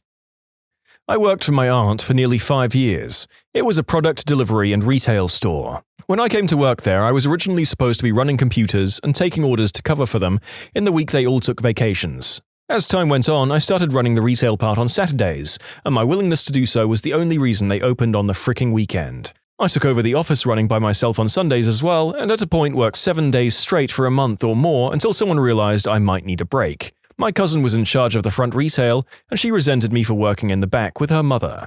She snapped one day and started being rude and abrasive to customers, so we got switched front to back. I worked every single job in that place, save for driving the box trucks. I'd had enough when they hired a new guy who I found out was making exactly the same an hour as me, $8.25. Never work for family. That sucks, I'm sorry, and you're right. Never work for family, never rent from family, never loan money to family. Business is business, personal is personal. Keep them separate. I worked for a law firm doing research and analysis. I wrote a custom program on my own time that would automate editing down these huge lists we'd get from an outside vendor, boiling it down to only what we wanted. First, only my team used the code. By the time I left, over 150 people were using it. It sounds minimal, but it was actually a huge time saver. The program would boil down a list, 100 pages long, to about 10 pages, a process we used to do manually a couple of times a day. A layoff was announced, and I was part of the outplacement, but the firm wanted to continue using my program. I asked if there would be compensation as it was coded on my own time, never paid for it, etc. I was told no, and besides, there's nothing really keeping us from using it when you're gone. For the remainder of my time, 2 years, I would create patches whenever the format of the data changed. With my last patch, I put in code that would disable the program and erase key parts of the program 1 month after my last day. From what I understand from people still with the firm, on day X, everyone came in, booted their machines, and the program was simply gone. Efficiency fell through the floor, delaying opening cases, billing clients, etc. I wanted 10K, they lost more than that in the first week without the program. Some have stated I might have been in a position to sue for compensation instead. This was a huge law firm, billed in the hundreds of millions a year, and had thousands of very talented attorneys. I could have sued, sure, but they could have made it very expensive for me, dragged it out so long, it would have cost me way too much. This is my third quitting stories batch of posts with this channel, and I'm not sure I'll ever get tired of this particular subject. There is some real vicarious joy to be had with people sticking it to their bosses. I was working for Argos as a Christmas job while studying. After a while, it was becoming too much as I had to stay in work until deliveries were unpacked. This meant some days I was leaving for my college at 8:30 a.m. and not getting home until 1 a.m. that night. One night was a particularly large delivery and it was getting very late with no end in sight. I decided I'd had enough and told the supervisor I was finished, didn't want to do the job anymore and wanted to go home. He rejected this and said I was going nowhere until the delivery was unpacked. I stood in front of him and repeated that I quit, therefore I don't care about the delivery. Completing my studies was more important to me than earning an extra bit of cash. He still said I was going nowhere and refused to unlock the door to let me out. Despite feeling I had case for false imprisonment, I decided to take matters into my own hands. I ran out the fire escape door and down the street never to return. I'll always remember the sound of the fire escape door making a big dong as it hit the metal railings, and I made my escape to freedom. Worked in a video store, back when there was such a thing. My coworker showed up having taken clearly a lot of green herb. He was also about 6'3" and 140 pounds, so he stood out in a crowd to begin with. Anyway, he came in for a 4-hour shift, stood in the middle of our bank of checkout registers and just ate chips. Like 6 bags of chips back to back, and he ate them slow, and he savored the crap out of each bite. The whole time he had zero facial expression. Think of the dull stare of a chewing dairy cow. After about 3 hours, he calmly turns to me and says, "I can't do this anymore," and gently sets down his bag of chips and walks out the door. We never saw him in the store again. At 16, I worked at a Dairy Queen brazier in Texas. My manager was a jerk. One night, I sliced a good chunk of my thumb off because they did not have the proper safety equipment. After being out of work for 3 weeks, I returned to work. My thumb was still pretty screwed up, but I was trying. My manager kept riding me, telling me I had to move faster. I was the only short-order cook when I saw 3 Greyhound buses pull up, and I knew I was in trouble. She came back into the kitchen and said if I didn't move fast for these buses, she'd find someone who would. That was the last straw. I knew no one in the entire restaurant could cook, so I took her up on her threat and simply walked out the back door. She flipped me off as I drove away. My friends told me that they hardly got any orders out and the buses left since they couldn't get the food out. I felt bad for the people on the buses, but I was sick of being berated by management. Worked in the cinema as a teenager, came in late for work after they changed my schedule during my days off and didn't think to mention it to me. Boss lost it and started shouting at me. As far as I'm concerned, if you need to shout, I'm not even listening. So I let her rant away for a good 15 minutes while I was at my locker clearing it out. When it finally clicked that I wasn't listening or getting ready to work, she stopped and asked what I was doing. I said, "Going to see Lord of the Rings with the lads who've just finished, as I'm doing nothing else with my evening. Might go for a pint after. What's your plans?" I like this one. It's simple and clear, and you didn't curse or scream at her. When my boss was having a meltdown, one of my coworkers kept saying, "Didn't catch that. Could you speak up?" She literally lost her voice, screaming at him. I worked for a Midas garage. One week we got a new service manager, and up until that point we always inspected, estimated, and sold our own jobs. This new guy wanted to inspect the cars and then checked the estimates. Early on Saturday morning, a girl in her 20s with a baby came into the shop and said her brakes were making noise. I took the ticket, test drove the car, and then pulled it into the shop and then inspected the car. I found the LR brake shoe had gone metal to metal. I mic'd the drum, and it was okay. Wheel cylinders and springs, hardware, all okay. I estimated the ticket. It came out to about $150 to fix the car. I went to the new service manager and handed him the estimate. He went and looked at the car. He didn't even take 30 seconds, and he said he needed to add new wheel cylinders, hardware kit, and 2 drums to the estimate. I told him all the parts he wanted to replace were okay. He said, "Do it." I just shrugged my shoulders and walked away. He went back to the service desk. I walked into a completely crowded waiting area, stood in the middle of the room, and proceeded to tell everyone in the room what the new service manager wanted me to do. I turned around and went to go get my truck to load my toolbox and leave. The service manager tried to stop me from loading my box on my truck. At the time, about 5 customers came out and helped me lift the box into the truck, and then started screaming at the service manager. They all wanted their cars back together and taken off the lifts. It got so bad one customer called the cops, and the service manager called the owner. The cops and the owner showed up. I was putting the girl's wheel back on. The owner came over to talk to me, and I told him what had happened and what I did. The owner went over to the service manager, who was surrounded by all the teed-off customers, and fired him. I decided at that point I was still going to quit because the owner was just acting. He told the service manager to do it, obviously. At that point, a few other techies were packing their crap up too. As I was walking up to my truck to leave, the girl walked up to me and thanked me. She asked if I knew another shop that could fix her car, and I decided I would fix it myself. So we went over to the parts store, got the parts, went to my house, and redid the brakes. Not to make this whole story even longer, this was in 1989 and we've been married for 24 years now. The service manager couldn't get a job at any shop around. I still see him every once in a while, gathering up the grocery carts at H-E-B. I managed to find a telemarketing job as one of my first jobs. It sucked and we were treated like animals, but it was close enough that I could walk there from home. I only intended to stay long enough to afford a car. One day, I realized that I had reached my set amount of dollars for a car purchase. As a joke, I strayed as far from the sales pitch as possible. I changed my greetings to things like, "Hey," or "Sup." I impersonated celebrity voices. People stopped working around me. They just listened in shock. But it also completely backfired. It was my highest day of sales ever. I sold 10 times my average. The pit boss was bewildered, which is why I wasn't fired right away. He listened in on my calls that day. He begged me to stay, but I was out. I used to work for a telecommunications company. My mum was very sick over the last 3 months of her life, so I had to go home most weekends to see her. It's a 6-hour journey to get from where I worked to the town where I'm from. When her birthday came around, I requested a couple of days off that I'd saved for this specific occasion. Yet the days off were denied because we were approaching a busy time of the year for sales. At this point, I hadn't mentioned what was happening at home because, well, I was always taught you keep your work and personal lives separate. But I said to my boss, who at the time I saw as a pretty compassionate person. She never took any issue when I got sick or was late for whatever reason. But when I told her, she just looked at me point blank and said, "I don't want to hear this." After that meeting, I went back to my desk and sat there for about 20 minutes thinking of a solution. The solution was to get my things and just leave. I said goodbye to my friends and on my way out, flipped my boss off and just walked out. I went straight to my car and drove back to my hometown that night. It was the best decision I ever made. I got to spend all my time with my mum before she went. We even got to go on vacation and spend one last week away together because I had time to do so. I'll never, ever regret walking out that day. Not exactly hilarious, but I had a good chuckle to myself on that drive home. The look on my boss's face will never leave me. It was sweet. I worked as a mechanic at Pep Boys several years ago. While I worked there, some of us discovered that if the drainage pipe in the shop were pressurized, the toilet would shoot water out of the bowl. The service manager at my store was a piece of crap. The day that I quit, I waited until he went into the bathroom to take a dump.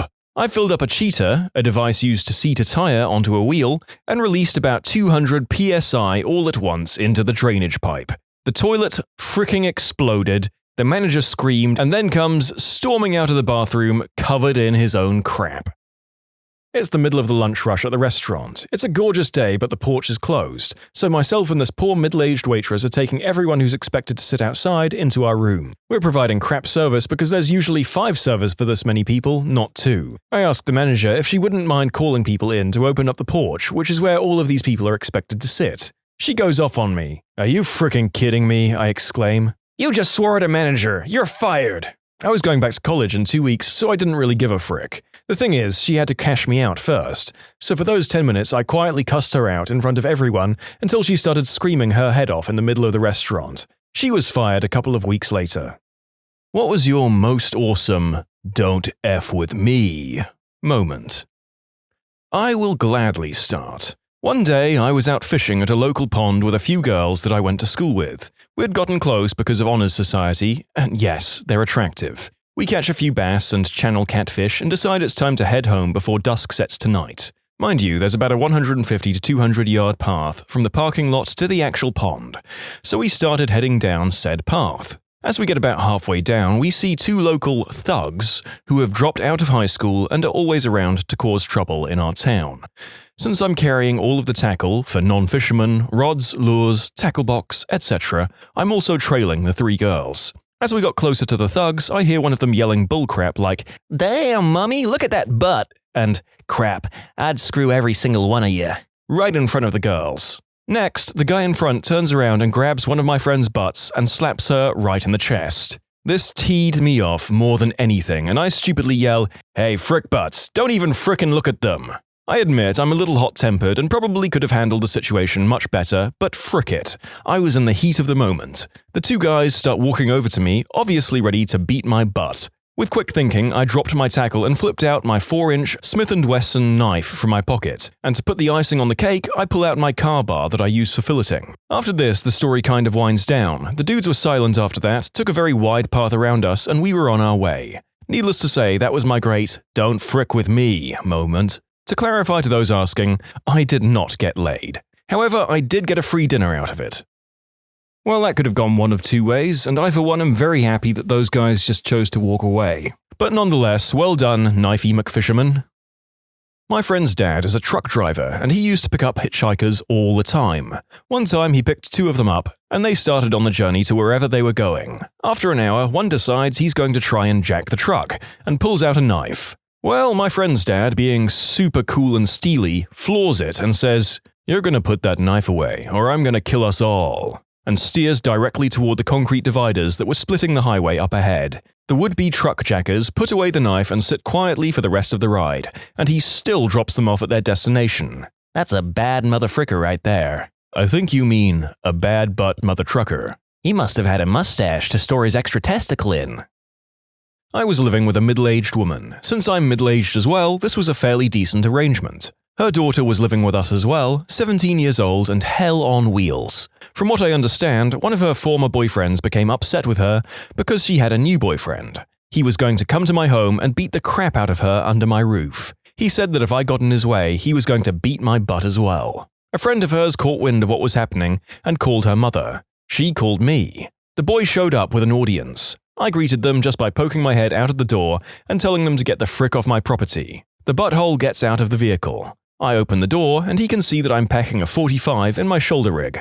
I also have an 870 by the door. I hear a forlorn, "Hi, John," to me, from his friend that came along to witness him beating my butt. I repeat my demand that the man remove himself from my property and he complied. It could have been the gun, then again it could have been the shovel leaning against my truck, and the fact that no one would come looking for him if he disappeared that far from town. My great-grandfather was a CB in World War II. Somewhere along the way he got his hands on a frag grenade. When he came home, he unscrewed the pin fuse mechanism, dumped out the black powder that makes the boom boom, and put the fuse back on so it looked like a regular grenade. He kept it on his bedstand for the rest of his life. Apparently, this was also when someone broke into his house, he could calmly walk out with the grenade, pull the pin, and threaten to blow everyone to heck and back if they didn't kindly replace anything they'd taken and exit his property.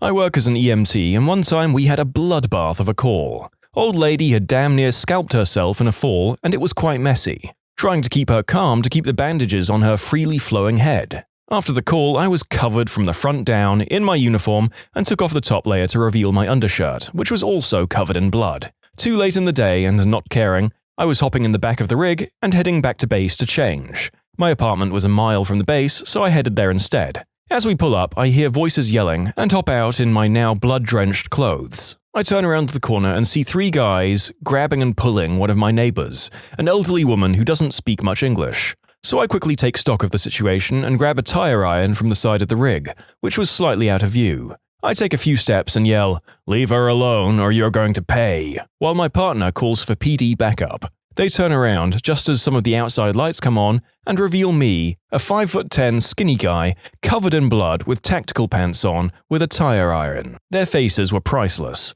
Suddenly one of them books, and the other says to the last guy there, "Frick it, I'm not dealing with that dude," and follows his friend. I help the lady and then realize what a scary sight I was. Some dude, covered in blood with a tire iron, coming out from around the corner into the light and angry. She ended up being fine, and I changed rather quickly after that. The police came and got what little info they could, and we were all on our way. But gosh darn, I felt like a superhero. In conclusion, covered in blood, I scared off 3 thugs who wanted to beat an old Russian lady with a tire iron and good lighting. Now, this I can get behind. Theatricality and costume over violence any day. Batman would be proud of you, sir. Long story short, my passport got stolen and my only way back home was a train from Oakland, California, back to Canada. So I was sitting at the train station for like 2 hours and decided to go for a walk around that part of Oakland, across from where the Raiders and A's play. Being naive and from Canada, I had no idea what this meant. It took me less than 10 minutes to realize that I'd made a horrible decision. A car started driving around the block I was walking down. I had a suitcase and a backpack and a large bag. It was a long trip. After the 3rd time being circled around, I decided to walk back, and quickly. That worked well until I had to cross the parking lot, where this car pulled in as well. Now, being from Canada, all of a sudden the thought of these scary stories of gang shootings and muggings from the American news got me scared. I try not to profile people, but the 3 guys who got out of the car are what we see as the typical gangsters. Pants to ankles, gold chains, gold teeth, driving an old Cadillac. The driver steps in front of my walking path because I've been trying to avoid eye contact. He stops me and goes, "Yo man, you not from here," and laughs. "What you got in there? Hey, I should check it out."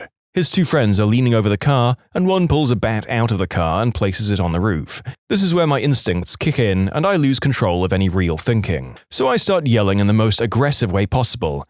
"I got my fricking crap, that's what I got. I'm from Surrey fricking BC, and if you think pulling out a bat means you fricking scare me, you think twice. You better have something more than that to get at me. I step over smackheads on my way to work every morning, and I stabbed a guy for pushing me in a bus line. So if you want to start something, fricking start it." Now, obviously, I've never stabbed anyone, and I'm from Surrey, and I do step over smackheads on my way to work, but I don't know where any of this came from. By all physical appearances, I'm a bit of a dork, and I'm gay, so I have no idea where any of this came from, but my heart was racing, and this is what came out. So I stood there for a few seconds, breathing heavily, fists clenched, posed in the same stupid-looking come-at-me-bro pose, like I was ready to battle a lion. The guy looks at his other friends and then goes, "My bad, man," and then gets back in the car and they leave. About a minute after they left, I actually had to sit down because my legs would not work. I was so scared. So that's how I almost died. I don't actually think this would or could ever happen again in the same situation. I have almost never raised my voice in my life. But I really didn't want to die. Also, after the gong show of losing your passport in a foreign country and having to take a train home, your emotions get the best of you. I've had a similar moment. At the time, I was 23 and super goth. We're talking 8-inch platform boots, on top of being 6'1", skin-tight rubber pants, makeup, shaved off and drawn-on eyebrows, girls' tank top, the works. So I was very androgynous. On my way home, in the ghetto, on a bus full of inner-city high school kids just out of school, and this tough guy thug is giving me the hairy eyeball the whole ride. I get off at my stop and the kid follows me. He couldn't have been more than 16, but he thinks he's hard. He starts harnessing me, threatening to beat my queer butt if I don't give him my wallet. I turn calmly around to face him and I say, "Look, kid, I'm 23 and I've been dressing like this since I was 15. You think this would be my first fight? Why don't you walk the frick away before you have to explain to your friends how you got yourself beat by a queer?" I then turned my back on him and walked back home while he stood there in silence. It's kind of a cliche line, but damn if it doesn't work. Two guys at a bar, one sitting next to me and the other across, start fricking with me for no apparent reason. They were clearly on the sauce. The fact that I ordered the crappy bar pizza is a testament to the fact that I was nearing that point too. At the point the waitress came by and dropped my pizza off, the guy across from me is basically challenging me to walk outside. At that moment, the sad excuse of a D-bag next to me makes a grab at my pizza. Through some amazing drunken luck, I see this out of the corner of my eye, launch my arm out, and backslap the crap out of this guy's arm. They must have thought I knew martial arts because they didn't say a word after this and got up to leave. Don't mess with my pizza. How do we have these moments of supreme physical coordination when we've had a fair bit to drink? I once landed a chip in my friend's wine glass from across a big room after a medically inadvisable amount of liquor, and I could never do that sober. Same probably goes for Karate McBar pizza. Mine was more of a don't F with me because my brother is bat crap crazy moment. I have an older gay brother. It was pretty well known that he was gay in high school, but nobody ever flat out asked me about it. One day, two guys from the football team, both juniors, are giving me a hard time. Suddenly, brother walks over and says, "Hey, leave him alone. This isn't a request." One guy replies, "Shut up, queer. What are you gonna do?" My brother's answer still sticks with me to this day. See, you should think about that. I've been a queer about as long as I can remember, which means I got into fights every day. So I know I can fight. How about you? Can you actually fight? Or do you just try to scare people? Because you don't scare me. I've effed guys bigger than both of you. Again, leave my brother alone. F you, queer. You're not my type. I like men. At this point, a little crowd had gathered and they began to laugh at my brother's last comment. The two guys scowled, huffed, and walked away. My brother looked at me, smiled, and said, "Sorry if that was awkward." I used to get in fights a lot, but I think the best one was at a bar with my buddy watching baseball games. My buddy loves the Red Sox and doesn't drink, and I think baseball is stupid, but I love drinking, so we reached a kind of compromise. Anyway, while my friend Scott is chatting up this girl next to him about the Sox or whatever, these two guys next to us in Yankees jerseys are becoming more and more belligerent, yelling, throwing crap at the TV, and just generally being buttheads. Now, I know enough about baseball to know Boston and New York hate each other. Hell, I'm originally from Philadelphia, we hate everyone.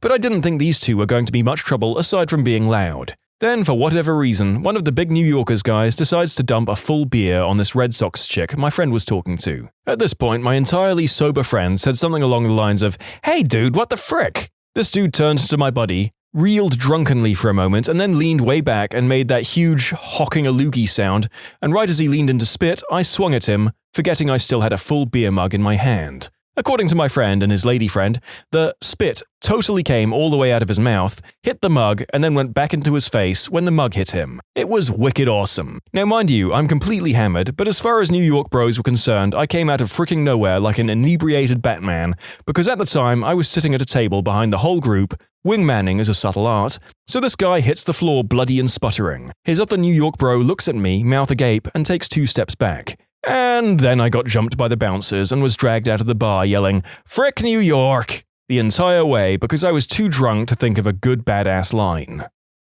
Not quite as bad as most of these stories, but I've got kind of a good one. Just to provide a bit of context, I'm a super skinny, wimpy, white male, and a really nice guy who you'd never expect to lash out at someone. Back in high school, there was this kid who liked to mooch off everyone else's lunch, just because he'd never bought or packed his own. You know, the whole, "I'm really poor, so you should definitely give me all your food. I need it more than you" routine. He wasn't really, he just liked to take our food because he could. Every now and again, I'd give him half a sandwich or something, because like I said, I enjoy being a nice person. But one day, I just snapped. He grabbed my whole lunch bag from right in front of me without even asking for anything, and before I even started to eat my own food. In an instant, I dove across the table, grabbed him by his shirt, pulled him completely over to my side, and growled, "Give me my fricking lunch back, butthole," in his face. I got it, and it was delicious. I'd call this a badass moment of mine because I never ever act out like that. I'm usually pretty submissive and soft about things. But gosh darn it, I was excited for my little Debbie's and ham sandwich,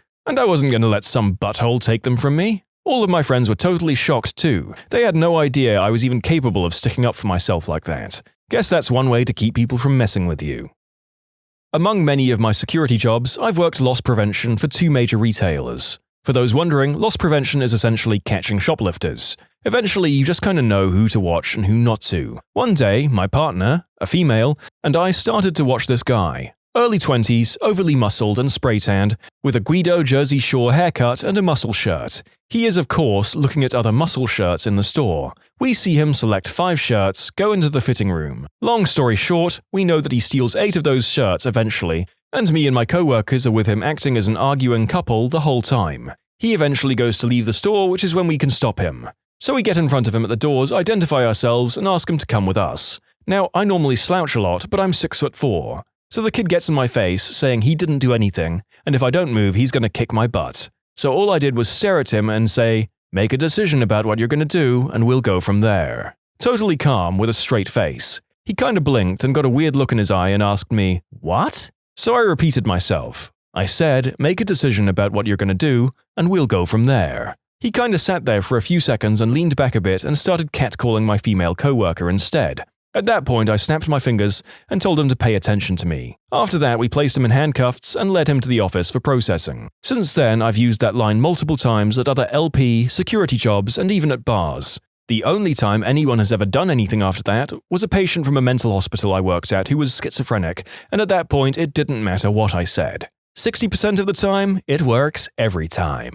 I too have a security job story. It was getting late, the store is about to close, Lord & Taylor, when I see a guy who doesn't look like he'd be buying the types of clothes that are sold there. He walks in and starts browsing the dress shirt section. Me and my fellow co-workers see him pick up about 10 shirts and proceed to walk into the dressing room with them. Now, you think that a smart thief may hide 1, 2, or maybe 3 in their pants if they're super ballsy. No, this man decides to stuff 10 dress shirts down into his pants, making him look like he has similar-sized quads as Ronnie Coleman himself. At this point, I stop him right away, say that we know he's trying to steal all the shirts, and ask him kindly to put them back. This is when things start heating up. The man says he has a deadly transmitted disease, pulls out a syringe and says that anyone that tries to get in his way is going to get stuck. I obviously don't want any part of this, so I back up and was going to let him go. Normal protocol is that you're not allowed to touch a customer inside the store, even if you do know they're stealing. This is when I hear clothes dropping on the floor and the sounds of metal hangers rattling. My coworker decided that 10 shirts was not leaving the store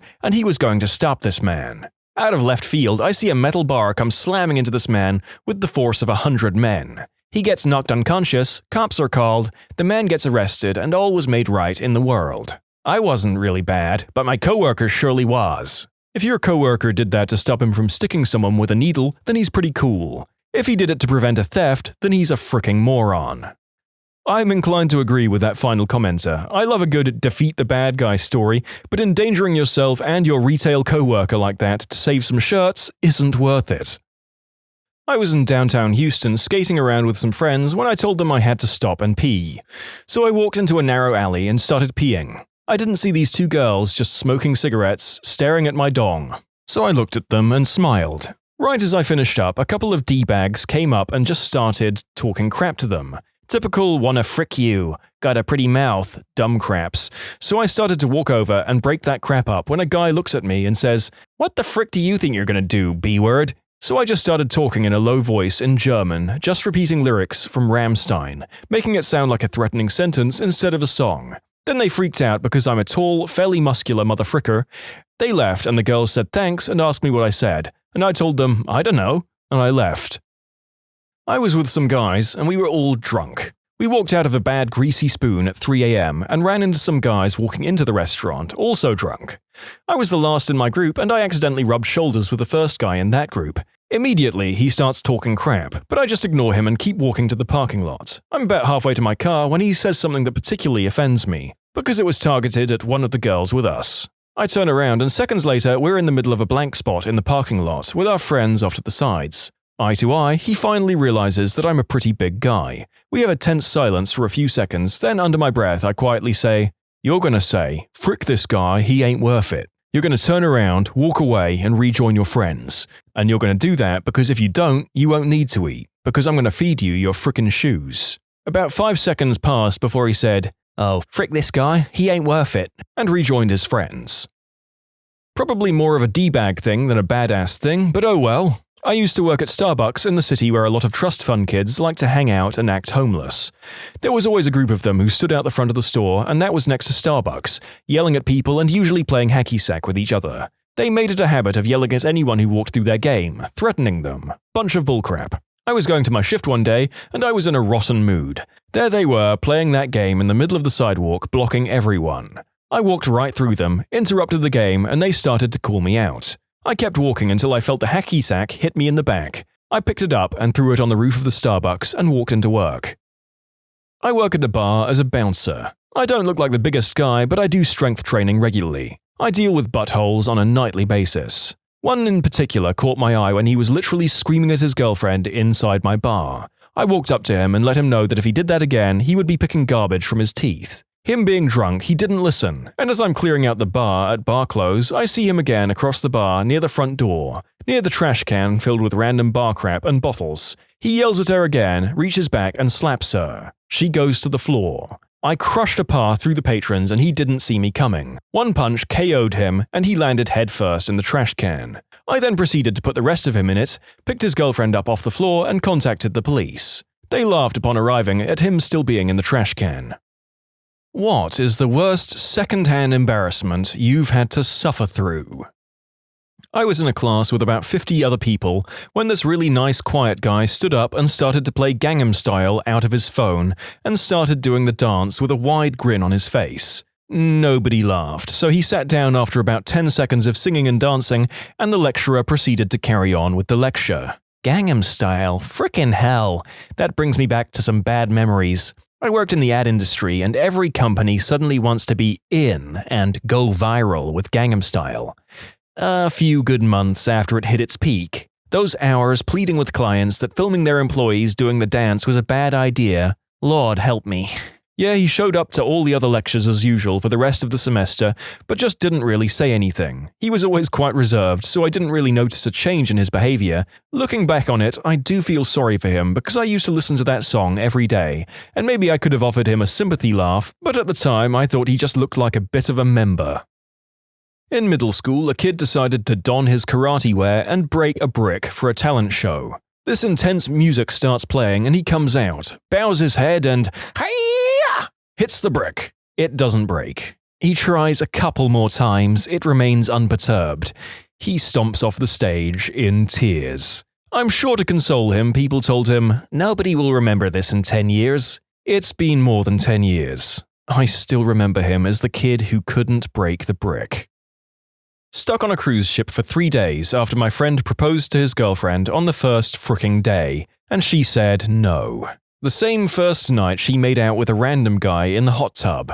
I'm honestly not sure how devastated my friend actually was, but it was intensified by the fact that he had drunk himself insensible by 2 p.m. every day, which would lead to him going to beg her to get back with him. At one point, she was sitting on the new guy's lap at the bar, and he grabbed her hand and confessed his love for her, for what must have been the 5th time in 2 days. It was a constant battle of trying to pull him away and convince him to either go to sleep or come with us to another part of the ship. He is a good friend, so I felt terrible for him because that was super crappy on her part, and tried to help him all he would allow, but it was awful to watch. And by the end of the cruise, it seemed like the entire boat knew what had happened. When I tried to bring it up with my girlfriend, who was on the cruise with me as well, days after we got home, she straight up refused to talk about it, saying that it was painful enough at the time, so we never need speak of it.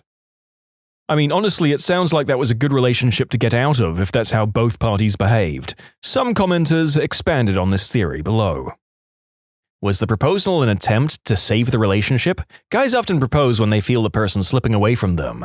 A common case is a girl wanting to back away from any serious commitment, but the guy actually wants it. I feel like this isn't 100% of the whole story here. No story that makes someone out to be that much of a victim is 100% the whole story. Like, I'm sure it was super messed up, but every situation has 2 stories. I think on a ship, each story is called a deck, actually. Have this uncle who's extremely cheap and once took us out to dinner. After he got the bill, he asks for the menu again and takes out his calculator and starts double-checking the bill prices and menu prices. This goes on for 15 minutes while the waiter patiently waits next to the table. At the end, he realizes he forgot his wallet and asks us to pay. I don't think I've ever tipped that generously. He didn't forget. No crap. We have printed tip suggestions ranging from 18 to 25% with the amount the tip would be and the total your bill would come to at the bottom of our receipts at my job. They're mainly for people who don't want to calculate it in their head or people from cultures that don't tip. But some people really believe that you have to tip one of those exact amounts and want to speak to a manager about being swindled. Even when we explain that they're suggestions, they somehow think they're requirements.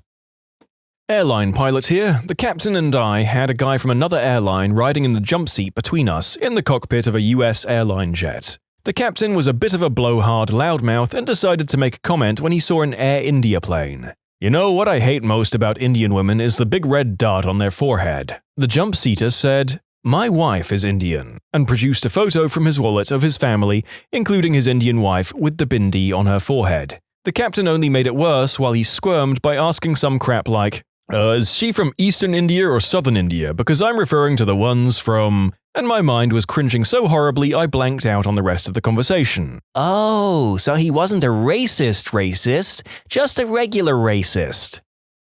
Recently went to a wedding where the groom had 5 or 6 different groomsmen, and they all gave a speech. The first few were pretty good and funny. The last guy that went tried way too hard to make it funny. He started off with some lame cliché joke about how the bachelor party was crazy and that they'd never talk about it again. He actually paused and waited for laughter, and not a single person laughed out of over 150. Then his hands started shaking and he kept losing his place. I think he eventually gave up after about 2 minutes of torture and just said, "To the bride and groom." It was horrific. Was at a friend's brother's 21st and was standing around talking with some other guys. On the driveway, a bunch of girls were dancing to the music. It was a really chill night, but it was about to get a lot chillier. The guy next to me said to the guy on the other side, "How about the rack on that blonde chick?" The other guy replied, "That's my daughter." The first guy mumbled something and left at a brisk walk. It can be worse, believe it or not. My significant other was helping his mom reminisce by looking at her old sports team photos from when she used to play hockey. Significant other and his mate both point and go, "Whoa, who's that one?" And of course, it was her. She was apparently really flattered by it, though. I mean, Freudian complexities aside, it's just nice that the person gave their mum a nice esteem boost for a while. Probably a good thing that the friend was there to place the blame on. When I was in the 7th grade in Texas history class, we had an in-class assignment in groups of 3 that required us to read a passage from the textbook and then summarize it in a skit for the class. I was grouped with a good friend who we call Karen and a girl who was known for being really socially awkward who we will call Janice. Janice was that type of socially awkward girl that tried really, really hard to be cool, but failed miserably while wearing a Naruto headband every single day. Our passage was about cattle herding, and for some reason Janice got it into her head that it would be hilarious to hum the Star Wars theme song, but instead of regular humming, moo it. She wanted to moo the Star Wars theme song at the end of the skit. She tried to convince us, but Karen and I did not want to get destroyed by our classmates, so we refused. When it was our turn, we completed our skit and started to head back down, and Janice looks at us and screams, "Please!" And we both just shook our heads. She burst into tears and explained to us that she wanted to do something cool for the performance, but we refused, so could she just please do it on her own? The teacher told her to go ahead. Janice, still sobbing, stood in front of the class and mooed the entire Star Wars theme song, but the tune was unrecognizable since she was sniffing and gasping in between moos. So we all just kind of sat there for a solid 5 minutes watching this girl in a Naruto headband bawl and moo. 2 stand out from one high school English class. A dude got called out by our teacher for plagiarizing while he gave a report in front of a class in a book we read. In particular, she asked what "in lay thinking" meant, and he stood there for a good 10 seconds of silence before she lectured everyone on not copying from other sources. Another kid in our grade died from taking too many substances. He was pretty popular and his death shocked the school for a good while. Several of his closest friends were in this class. The day after his death, our teacher was out sick and we had a substitute. Naturally, she called out this guy's name during roll call. That hushed the class to the point of searing awkwardness, and some guy started sobbing. You could still see the slow dawning horror on the sub's face. You managed to trigger a cringe that had been blocked by my mind since it happened in 1997. Holy crap. 7th grade, a kid 2 grades above us died in a car accident. It really shook up the small town as he was a partying drunk and he and his friends went driving. Very much one of those can't happen to our town kinds of things.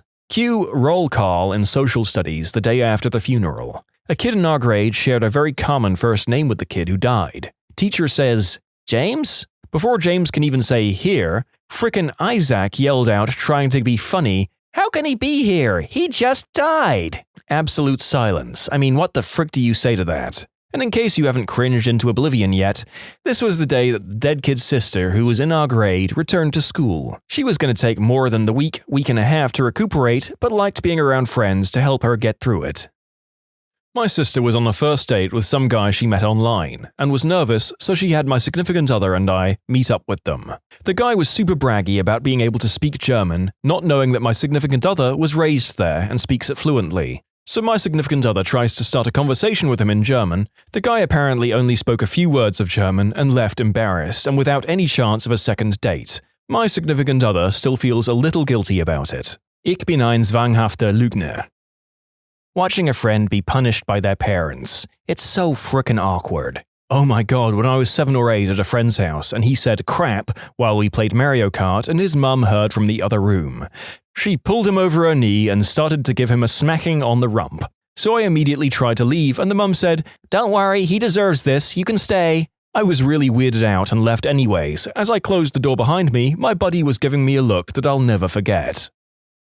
I have a friend, Jake, who's partially deaf and he has hearing aids to help with that. We're cameramen and we were live streaming a college basketball game. We wear headsets to speak through the crowd and he has to take his hearing aids out to use it. He and I were taking a break during half-time and an old man who had a bag of candy, already weird, right, walked up to us and offered it to Jake. Jake, who still had his hearing aids out. Jake accepts this as the man giving us a bag of candy when in reality he just offered a piece to each of us. Yep, plenty weird. Jake just walked off with the candy bag, munching away as the old man helplessly tried to follow him through the crowd, yelling, "No, I just meant to take one, Jesus Christ!" I was uncomfortable in so many ways, I just walked away from the situation.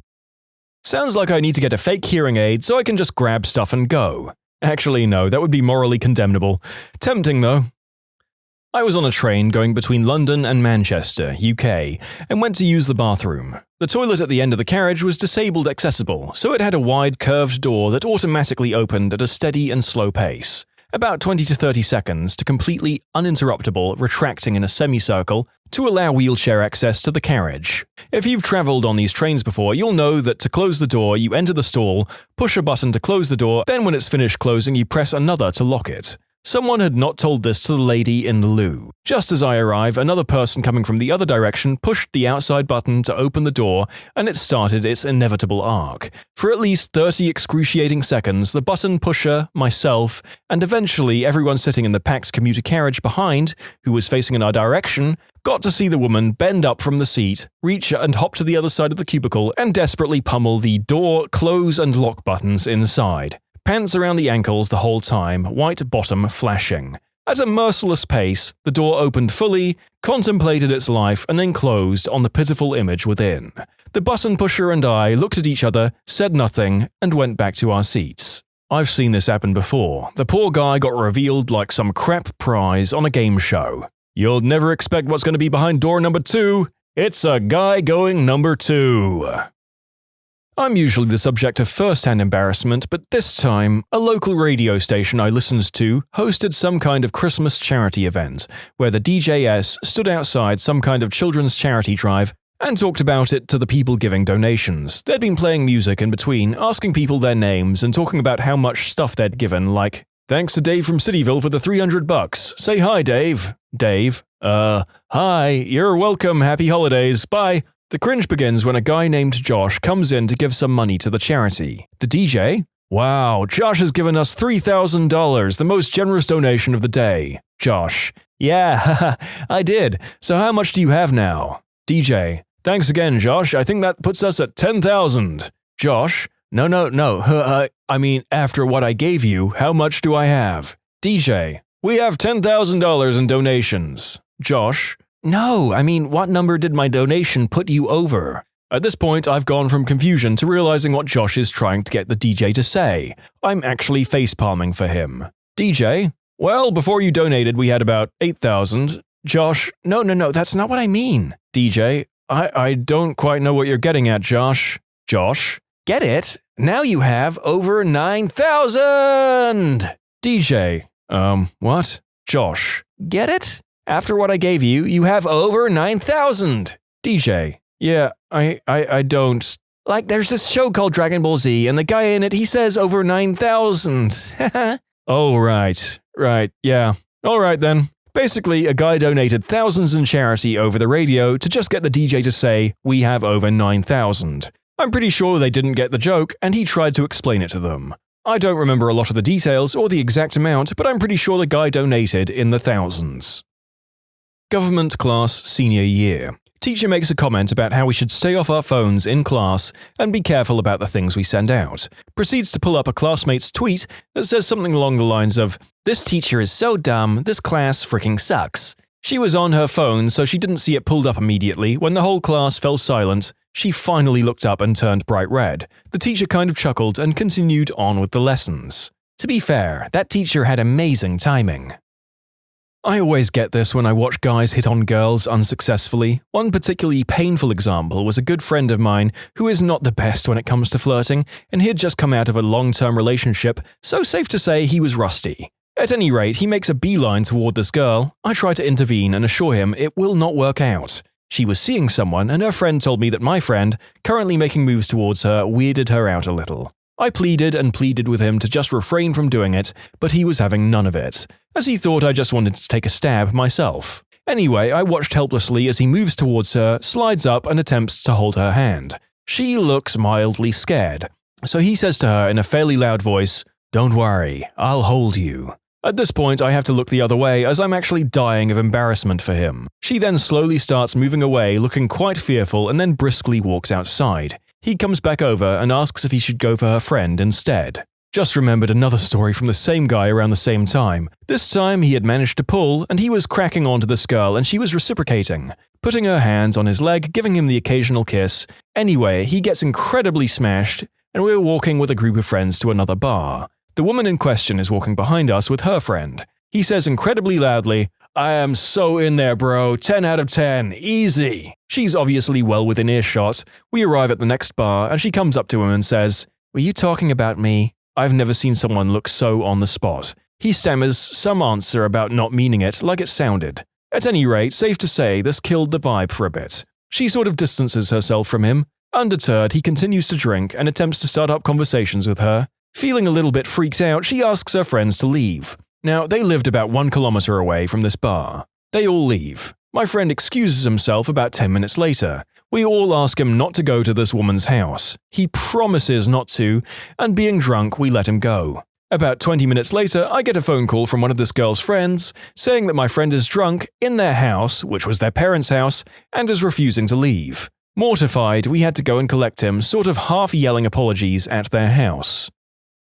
Oofed. I think we all know at least one guy like this. Generally, they grow out of it, and we're hopefully able to use these sorts of stories as cautionary and humorous tales for the rest of us. Used to be a bag boy at a grocery store. One day, I was bagging an older man's groceries, and the cashier begins to talk to him. In a polite voice, "Have you found everything you're looking for?" He gave no response. "Sir, have you found everything you're looking for?" No response. "Sir, have you found everything you're looking for?" The man, finally acknowledging the cashier, says, "Oh, hey, I'm deaf." The cashier apologized profusely, and the old man looked at her in disgust, while I did the brave thing and left to bring shopping carts back into the store. Sleeping over my friend's house in the 7th grade, I was trying to sleep on the floor. However, his parents decided to have very loud, wall-rattling fun times. I laid there trying to fall asleep for about 15 minutes when a loud shriek hinted that it was over. I kinda laughed a little, and my friend, who I thought was sleeping, just says, "I am so sorry." We awkwardly laughed about it, then went to bed. 3 women in a kitchen, one is pretty overweight and recently miscarried. I knew, the third person didn't, and started asking questions about how the pregnancy was coming along. I'm peeling carrots, just dying inside. The overweight woman who miscarried informed the woman that she lost the baby a month ago. I'm a coward and just pretended to focus on the carrots. Horrible. This was my freshman year of college in 2006. One of my Gen Ed class requirements was a minority studies class, and the only one left was women's studies. I figured it would be a perfectly okay class, and it honestly was. The problem was this guy in the class named Carter. Carter was the precursor to the modern-day "ladies, I must apologize for my gender, look at me, I'm such a good ally to women" guy, and every time he raised his hand, you could see a lot of people in the room cringe. He had said something dumb, and the professor had moved on to a new topic when he raised his hand again. He then said, "I just want to apologize for what my gender does to women." I feel like everyone in the class was staring a hole through their desks because of how utterly embarrassing this guy was. The professor said, "Okay, if that's all you wanted to say, let's move on, and oh lord, does thinking about that still make me cringe." Oh boy, I've got one. An integral part of my architecture education were what we call critiques or juries. Basically, you'd present your work in front of a group of your classmates and professors, to which questions could be asked and suggestions be offered. It was an incredibly valuable part of our education, as getting and offering feedback really encouraged more critical thought about what we were doing. Unfortunately, it also meant that if you produced crappy work, you'd get torn to pieces. Anyway, come our final jury presentations for the semester, this one guy pins up his presentation materials and physical model and gives his presentation. It was bad. Seriously bad. Aside from only taking up a quarter of his allotted time, it looked like his presentation materials were half finished, after a night of fervent scrambling to get the work done. There wasn't enough to even start to ask questions or give suggestions to him. So everyone, trying to think of at least something productive to say, kept completely silent. It was probably only 15 seconds, but it was absolutely the most awkward silence of my life. Eventually, one of the professors spoke up and said something along the lines of, "If this is the kind of work you think is acceptable, you probably shouldn't look at continuing this program." To which the guy just replied, "Sorry," and walked out. He didn't show up the next year. So yeah, I've never felt as awkward even in situations where I'm the subject of the awkwardness. Probably not that bad in the grand scheme of things, but it's been going on for months now. My friend will just blurt out guesses to questions in my physical chemistry class. She sits in the front row, and before anyone has a chance to answer if they actually know, she will just randomly guess. Over and over again. It's so awkward because she's almost always wrong, and the teacher asks her to explain, and she doesn't ever have a good reason for what she said. Watching pallbearers lose control of the coffin they were carrying down a steep set of granite church steps after the funeral was over. An ice or sleet storm took place during the funeral service, so the steps were slick. Several pallbearers went down as the coffin landed on the granite steps and slid the rest of the way down to the sidewalk below. Fortunately, the lid didn't open, but we all felt badly for them as the look on their faces showed they were mortified. When you subscribe, make sure to hit the bell to turn on notifications. Put the playlist on in the background to finish listening to all the stories, linked at the top of the description. And if you like Am I the Genius, give Am I the Jerk a shot, linked in the description too. Either way, thanks a lot for watching, and we'll see you guys next time.